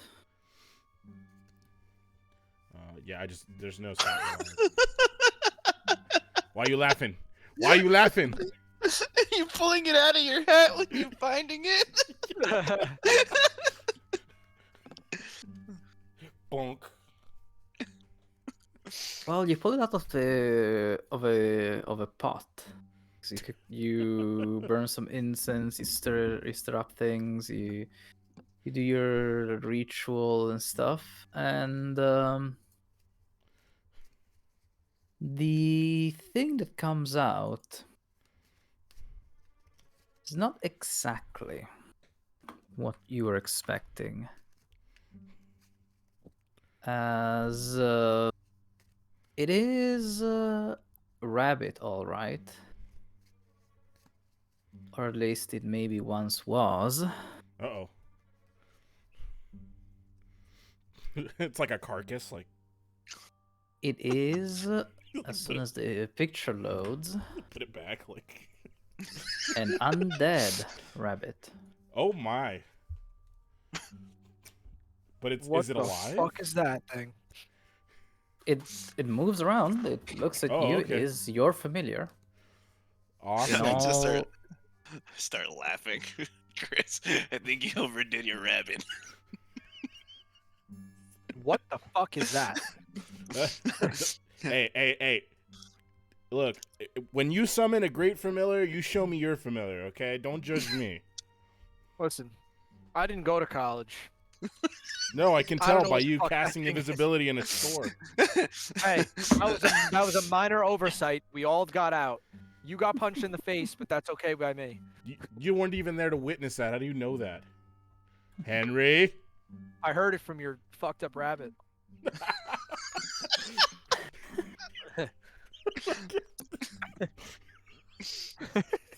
It's all right. All right. Don't worry, Slopyrious. We'll find you the ideal college. I'll tell you right All right, now. so- It's not gonna the start case, with man. Cloud. Cloud College. So let me know, Rob. Let me know if this has a stat block later. let me see. Is there a rabbit stat block in 5e? I don't know. I don't know. There is not, so I'm just gonna give it the rat stat block. All right, sounds good. Let's see here. Do you have a name for your familiar? Slopyrious Jr. How about you call it fucked up thing? What's the difference? How about you name it Oops? Again, I say, what's the difference? I'm sorry. Does anybody else hear that? It sounds like a gnat just flying around my head. Can't make it out. Sounds I have like a worse twin. so I have an Hold on. undead rabbit. Okay. Yeah, Nice. it's has the same stats as the rat. Actually, I'm gonna Make it Okay. here so that you all can see it. I'm gonna make a token for it later, Yep. but that's for fine. now it is. You should all see it as the rat. I'm gonna make it. It has the same stats, but it's an undead rabbit. Okay. So as soon as you think of a name, you can change it. But yeah, apparently it was not expect. You didn't expect it to be an undead, of course. So Yeah. this land is doing something to your magic. All right. At this point, I don't think I've used my telepathic abilities on Slopyrious. Correct me if I'm wrong, Sloan. Have I talked to you mentally yet? I want to say it happened one time. I don't know. I can't. Let's just say Okay. no, because I can't think of the. Oh, wait. Did it happen when we were talking to the little girl? No, we were talking to the woman with the little girl in the house. I talked to Or Henry, and then I talked to Criss. you don't talked to know- me out loud in that instance. Yeah. Let's see, Okay, this so I is haven't another used. room, Okay, you said? perfect. I just needed that tidbit of information for later. Okay. It's a secret rule we're gonna use later. All right, let's see. So, Oop. Misclicked. Keen Gonna smell. give it The keen rat hearing. has advantage. Gonna give him keen hearing as well because of Nice. his bigger ears. 20-foot movement. Let's go. Although you're like just out of character for a second. Chris goes, rabbit's not on this list. He goes, I'll allow it. He already saw the picture, no doubt. Oh. He's like, of course I'll allow it with that. He's like, look at that thing. That's funny. Let's see. You know what? I'm actually gonna give him a 30-foot speed. 'Cause rabbits are fast. They're slightly bigger than rats. Still Yes, a sir. tiny creature. And also, it's not a beast, but it's an undead. Although it is not affected by turn undead. Okay. That's good. That means it can be in the vicinity of Yeah. the cleric. Yeah. Nice. I just remember this is like bringing back memories of one time where I tried to saw a person in half and it didn't work out very well. I read it in a book. Like I said, I might have killed some people. As you're all discussing this weird happening, Ismark and Irina make their way downstairs. And seeing the fucked up rabbit, Irina just lets out a way too loud, "What the fuck is that?" To which Ismark goes, wait, calm down. Seriously, what the fuck? I look at both of them. I go, "That's not very nice. He's just a sorcerer."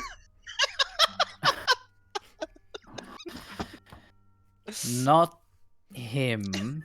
That. Oh, He that's points at the. that's yeah. my familiar. More like an unfamiliar. This That's. That doesn't look very good, you know? You know, I got the incense, the incense from Bill Mark, and I think he might have ripped me off. He might have cut it. He might have cut it with like baking soda or something, and so He cut it with laxatives. yeah, there you go. Sure. Let's It's go with that. 70% of the rabbit is there. Yeah. All right, Yeah, so That's so generous. I can as an action I can temporarily dismiss it. All right, so I can do that, Yes. right? Just okay. Right, yeah, so you can disappear into your pockets, basically. Lovely. Did you just let that undead rabbit hop into your pants? Pocket rabbit.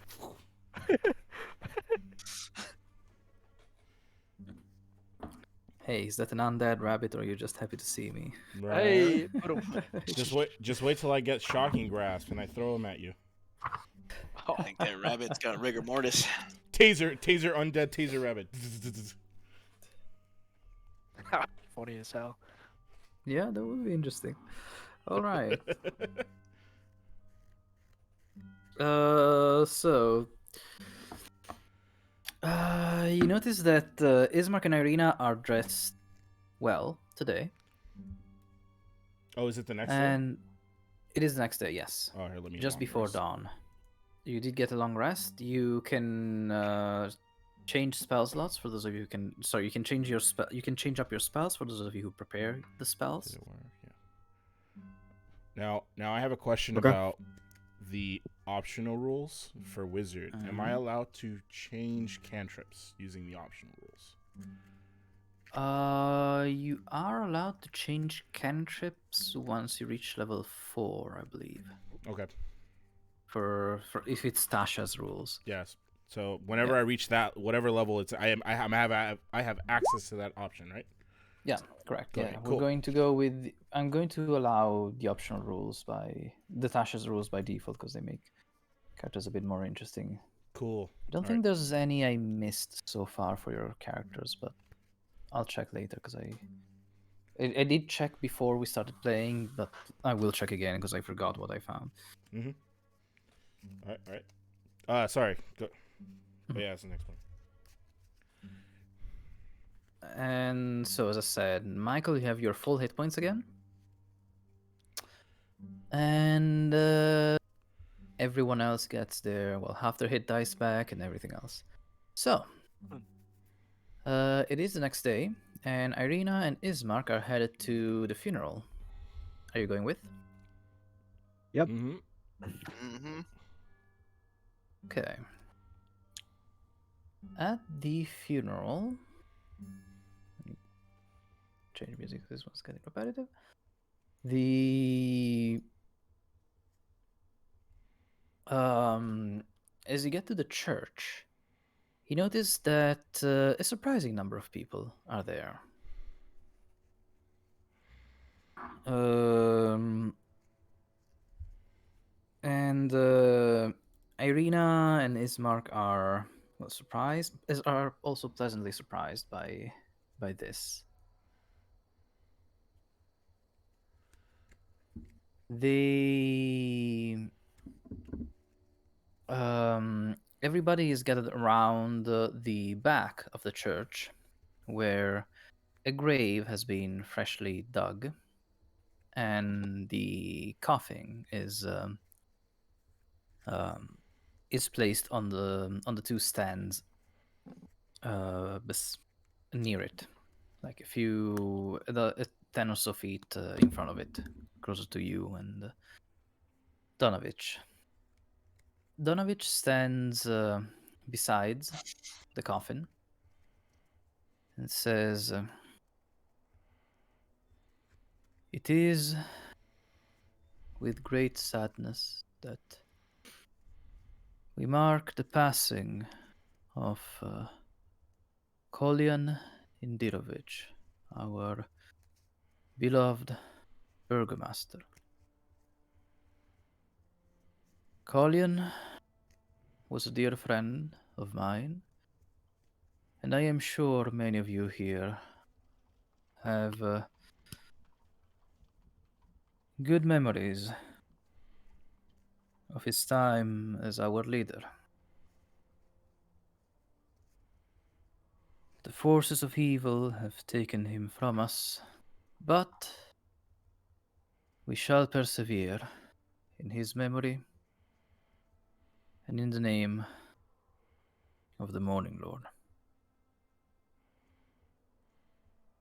He says a prayer. I don't know if you want me to read it. I have it here.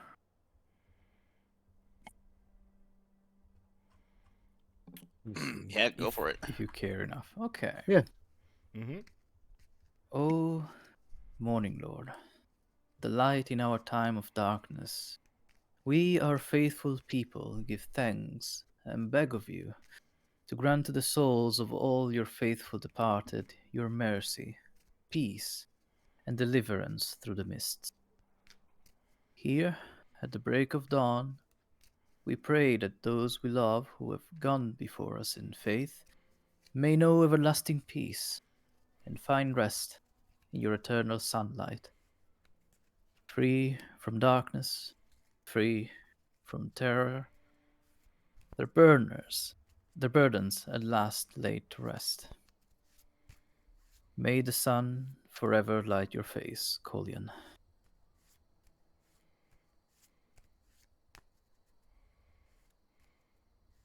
As the prayer concludes, 4 men walk up from the crowd and start um, lifting the coffin and lowering it into the grave with the aid of some ropes.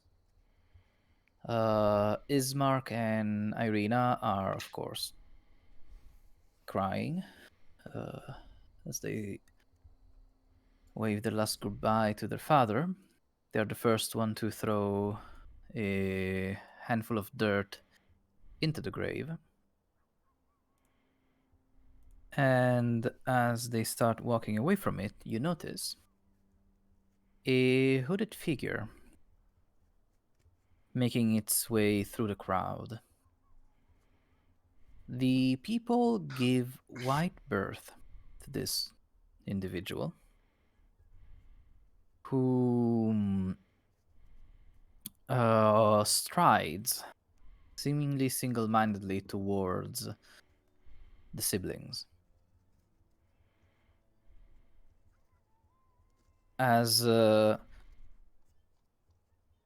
As he sees it approaching, Ismark's sorrow quickly turns to worry as he takes a step in front of his sister. My bad. No worry. Just mark the spell slot up again. Also, what's that? That's an empty spell. Yeah, I know. I'm adding a different one Oh, don't worry. instead of the yeah. Let me fix that. Oh, because you have that. Wait, why is it empty? Oh, okay. I'll put it in better in the future. Don't worry. For sure. Because I can just.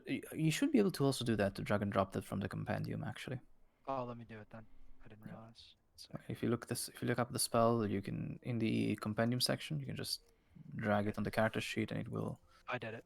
Yeah. That's good. Got it. Thanks. Okay, no problem. But this weird, creepy figure is walking towards Irina. Do any of you try to do anything to stand in the way? Absolutely me. So I slowly walk up, step forward, and I step right next to Ismark if he's trying to be in between the hood figure too. I'm like, Mm-hmm. I'm with you, Ismark. All right. And as he sees that there's some opposition, the figure stops like 10 feet from you all. He takes off his hood, revealing pointy ears, Hmm. a darker skin, and a very punchable face. This guy. Rod. Oh, Nope. damn it. This guy is an elf. Oh. And you hear Ismark shout his name, saying, Rahadin, what do you think you're doing here? And this elf smirks, saying, Dear Ismark, I'm here by duty. You wouldn't want to interfere with my duties, would you? But not just that. I'm here to give my personal condolences to you and your sister, as well as this letter expressing our Lord's condolences as well. And he just hands it out without taking a step closer to either you or Irina, expecting someone to come take it from I his pick it hands. up. I take it. Right. It's a sealed letter. The seal is the same as the one that that guy in the tavern handed you.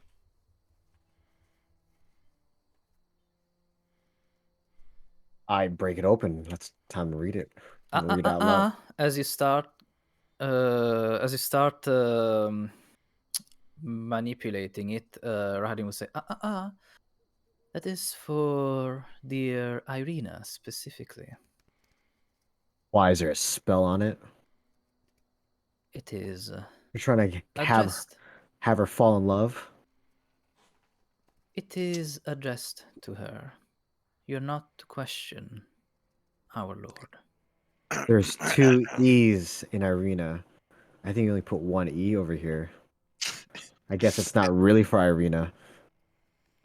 And then Michael, being an absolute smartass, goes, Henry's name is also Irina. Like his Yeah. middle name? Henry Irina Preston. Rahadin.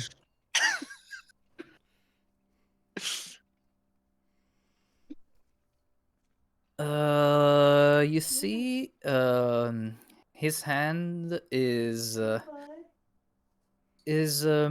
smoothly but swiftly going towards the hilt of his sword. As he starts saying, "I said," with a much more serious face, to which Irina interrupts, saying, "It's fine. He can open it for me." To which Rahadin stares at her for a second before he lets go of his sword and starts smiling again. "Very well. As you wish. My duty here is done. Make sure," and looking to Ismark says, "Make sure to explain to your new friends how things go around here." And I reply to him, the next time you try to take out that toothpick, make sure you don't do it in front of a hammer. Holy shit. Would you give me I think it's a wisdom save. Oh shit. Okay, let's do it. Let's go. Yes. Wisdom save? Okay. Yeah. Nice. Okay, yeah, you pass.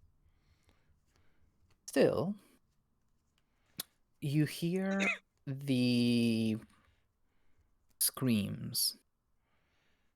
The screams of countless souls that wail in agony.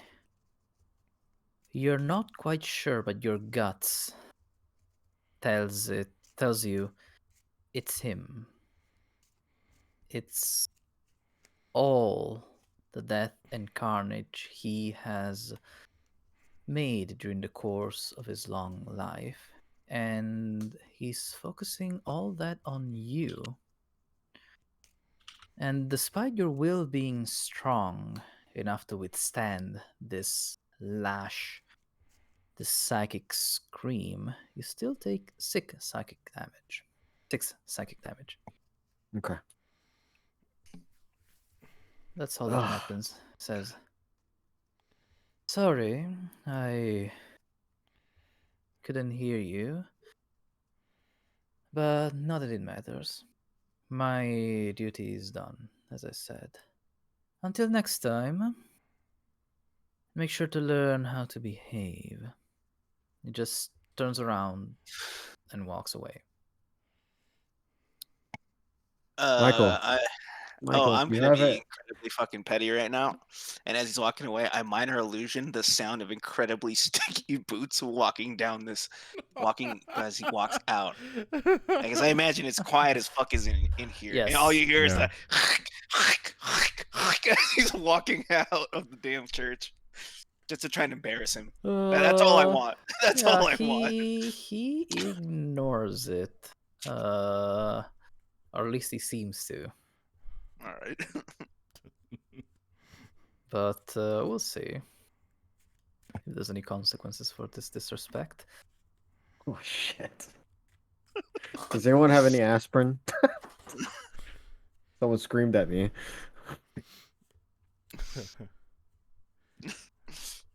That's just because you haven't had your hair of the dog today, Henry.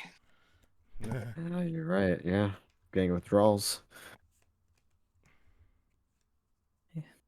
So yeah, that was something. The rest of the people that are here quickly start leaving, and Irina taps you on the shoulder, Henry, saying, "Could I have that?" Pointing to the letter. There might be a spell on it. Is that how That's spells works, Slopyrious? I don't know. I didn't go to college. All right, Irina. If you start acting funny, we're gonna have to restrain you, and I give her the letter. no, that's not what he usually does. She opens it and starts reading it silently. As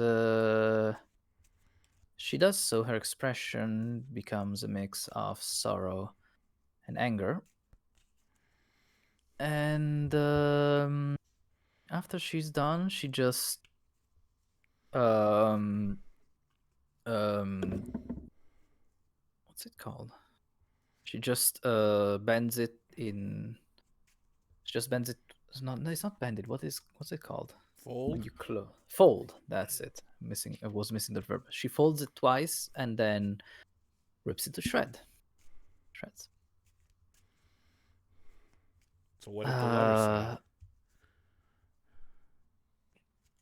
His condolences, of course, and as he as he is quite monotone, he invites me to his fancy castle to discuss our shared grief. She is shaking and crying, literally shaking and crying right now, as she just throws the pieces of the letter to the wind, and she just says, "Let's go. I'm not going to stay. I don't want to stay any longer here." And she starts marching towards the mansion.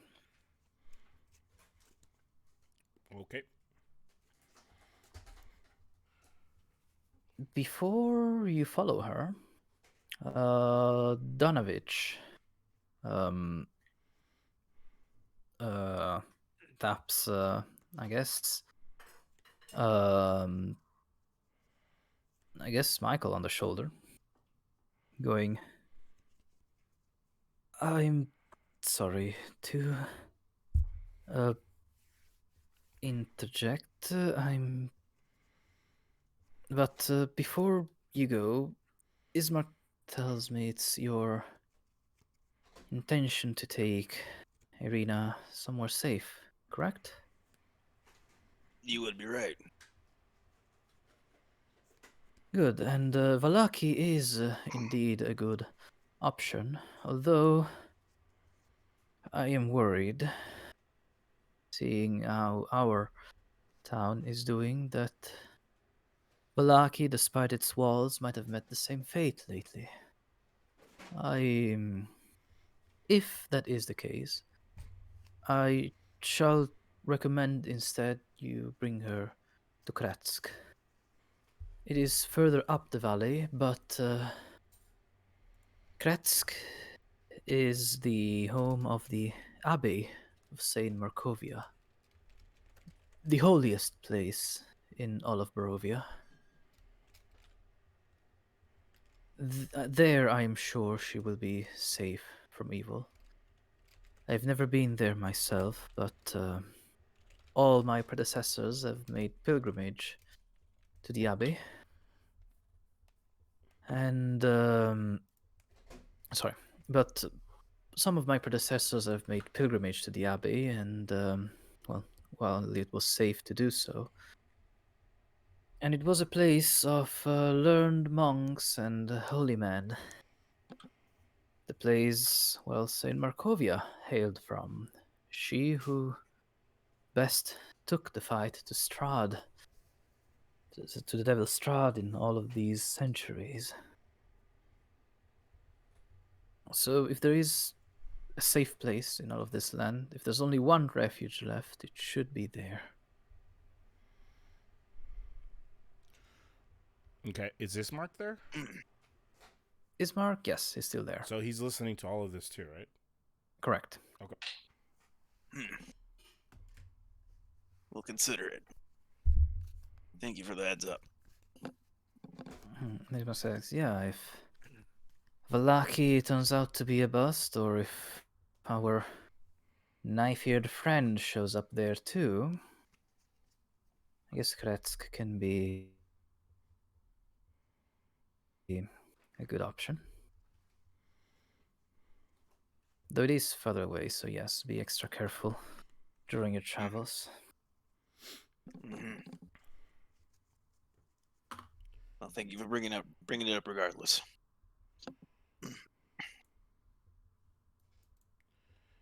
Sounds Okay. And then, good. Do you have any question for Ismark about the dude that just showed up? Because he's not going to address it unless you ask. Yeah, who was that guy? Is Mark? It's being a real pain in the butt. Yeah, that's what he does. That's Rahadin. That's Strahd's lapdog. He is his butler or something, I think. Wow, that's a pretty sad job to have. You know, I could have just told you that he's just a dead guy. Like, at some point, we're going to have to deal with him. Well, do be careful, because he's an elf, and the only elf I've ever had the pleasure of meeting. But from him, but my father also had that pleasure, and his father, and his father, and his father. He has been here for as long as Strahd has, and he seems to be quite the experienced fighter. So don't underestimate him, but don't let him step all over you either. Okie dokie. He can be scary. He can be extremely cruel. Are there And any? yeah, I don't know where I was going with this, but be careful. Are there any weaknesses that he has? Has anyone gotten close to killing him? Not that I know of, no. Okay. Let's see. That I know... scar on his face says that maybe, yes, but that's an old scar. Well, how do you know? Do you know anything about the scar or where it came from? Nope. It An came old from scar. something sharp. It was there the first time I saw him And how long that? 20 years ago. Oh wow, it's been a while. Okay. As I understand it, elves live basically forever. Is that right? Yep. No, that he could have had it for a while, way past that. Then. Good to know, Mark. Is it safe to say that as a half elf, I'm aware of elves' weaknesses? Yes, and you're aware that there's not many, if any. You're aware, however, of elves' resistances, because it is the same as you. Your Fey blood gives you immunity to magical sleep and resistance to charming magic. Okay. This is Am I what able I to know. do? Sorry, go Oh. ahead. Go ahead. Am I able to do an Arcana check or a history check on any known weaknesses outside of resistances to elves? Well, elves are humanoids, so you can stab them a lot and they die. So here's what I know But- about elves, right? I know that Mhm. elves are very proud creatures, as I've studied on them, right? And I know for a fact that the number one weakness to an elf is a hard-headed dwarf. So here's my theory, right? We put Henry on a battering ram, and then we use it to hit him over and over till he doesn't breathe anymore. I like that plan a lot. Bam, there you go. I'm sold.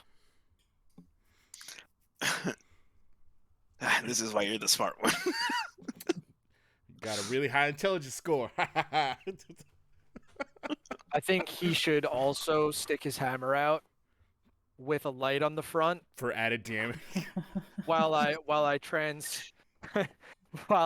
prestigitate train noises.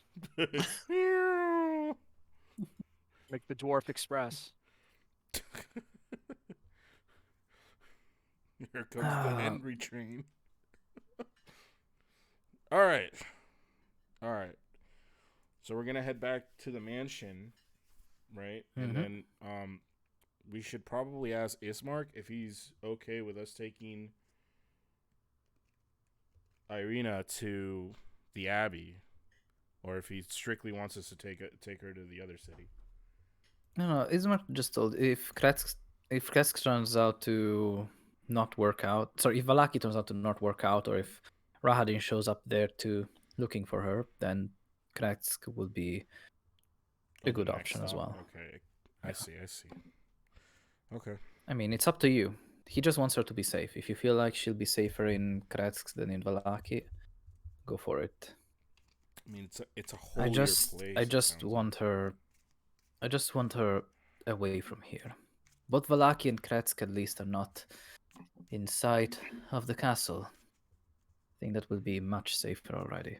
We're standing in the graveyard, right? Yeah. Is this? Let me ask you this, Father. Is this consecrated ground? Good question. There's no paladins here, so give me a religion check. And I guess Henry could help you with that. Yeah. I'm not trained in religion. Oh no, I'm not. All right. Oh yeah. As you asked that question, Henry would be able to tell you that it certainly was, but at this point, after centuries of attack from the forces of evil, whatever holiness and protection was here is probably long gone. Hell, you fought a vampire in the basement of the church. Yeah, that's true. All right. Well, maybe having holy magic seeped into the area might back off this elf. I just said my thought process was like, if this is consecrated, then like the elf wouldn't have, and the elf was able to get in, then going to a holy place won't matter anyway, right? True. That could be a thing, but here the elf could ask for backup from vampires and werewolves and stuff. In the holy place, maybe not so much. That's true. So, what you're saying is, do we want to fight him with backup, or do we want to fight him alone? Well, do you even want to fight him? Ismark wants you to just stay away from him. But he's like Strahd's lapdog, so I assume that like eventually we're gonna run into him before we run into Strahd. Maybe. We shall discuss this away from prying ears, as we're still in a church full of Well, the people are gone after Right, after Rahadin shows up.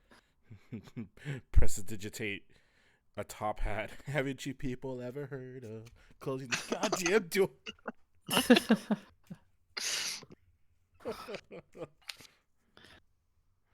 All right. So, as you make your way back to the mansion, you find that Irina is already basically ready to go. She's wearing travel clothes and an old armor she found in the attic. I look over and I see Henry drooling. Nope. I am not drooling.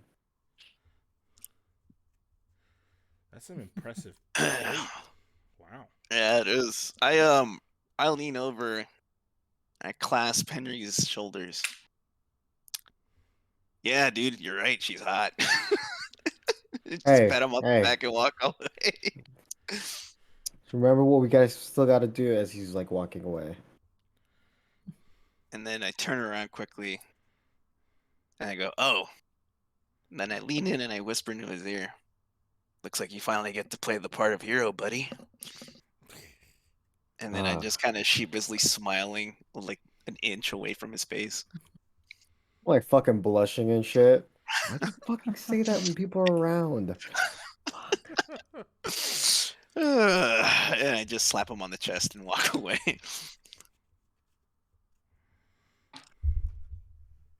Right.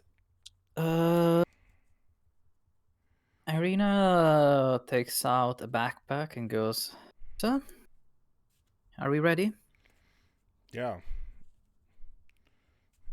Are we Good. are we walking there, or do we have like some horses? We are most definitely walking. Okay. Ugh, We got a used to lot have to get horse. here. We used to have horses in town, but then the werewolves killed them all. I was gonna say the vampires got hungry. I'm sure. Mm-hmm. All right. Now the vampires feed on people. Why will they feed on beasts when we are much tastier? Apparently. Well, they didn't feed on you, so they must be still eating something. If they can't get to the people. Mm-hmm. Give me an insight check. Me? Okay. Yeah. All right. Oh, I actually have. Okay. Well, I don't know why I had that advantage. Yeah. At your remark, she's like, "Yeah, not yet, at least. But there have been plenty of victims, and I'm sure not just in this town." And she does sound a bit weird when she says that. But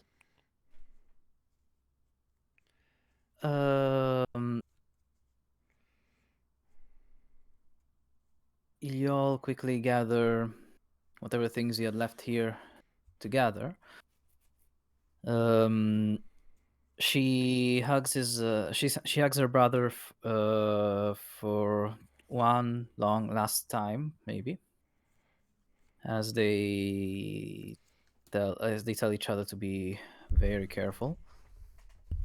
And you're off back onto the road.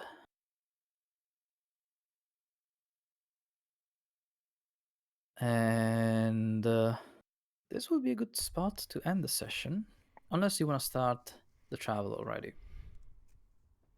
I think I we've think this is good. This is a good yeah, we've had pin. time, I think, probably. Yep. Yeah, just about. All right. Okay, which is good because I rolled poorly for the random encounters again, so I'm gonna roll again next time. I want stuff to happen. I had the other party that didn't meet anything on the road until they got to Valaki, basically, and that was underwhelming at the very least. I mean, you could always just like, hey, look, there's a Yeti here. Oh, I could, but I really like the randomness of this campaign. The cards as well make it very fun because you never know where the things are gonna be. Mm-hmm. Oh yeah, the card that card scene that you did, that was fucking sick. I'm not gonna lie. I was like really like fucking I was like in the background. I was like imagining myself like, oh yeah. Tell me more. Yeah. I hope you took note because those are going to be very important. Oh, I definitely So wrote those I'm down. I'm gonna write them down to the letter of what she said later, and so Okay. you'll have a handout for that by next week. Yeah, I Those just wrote down the are cards. cryptic hints and stuff to where certain items are to be found in Barovia. I Okay. changed that last one because they were literally it was literally the room next to the previous one, Oh. so it would have been a bit much. Those 3 items will be very helpful, not required, but they help a lot in defeating Strahd. So you are very much incentivized to go look for them.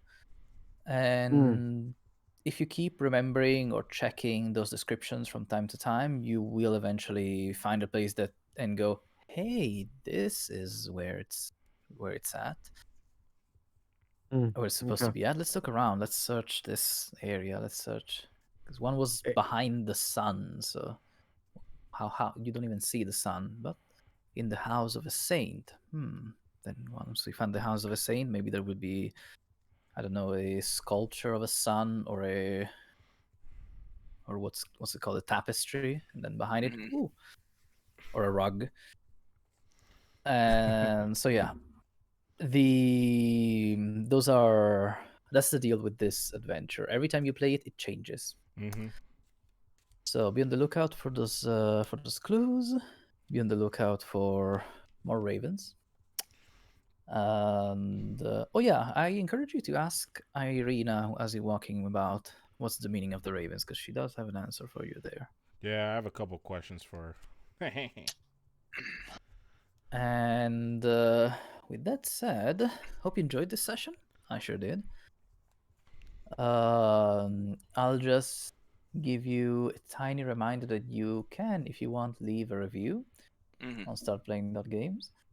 And I'll see you all next week. Mm-hmm. All right, man. Sounds Have a good. good GGs. Valentine's Day for those of you who have a chance to celebrate it. Yeah. Absolutely. Yeah. And a good night. Bye Good night, bye. Rob. Bye Take bye. care. Rob.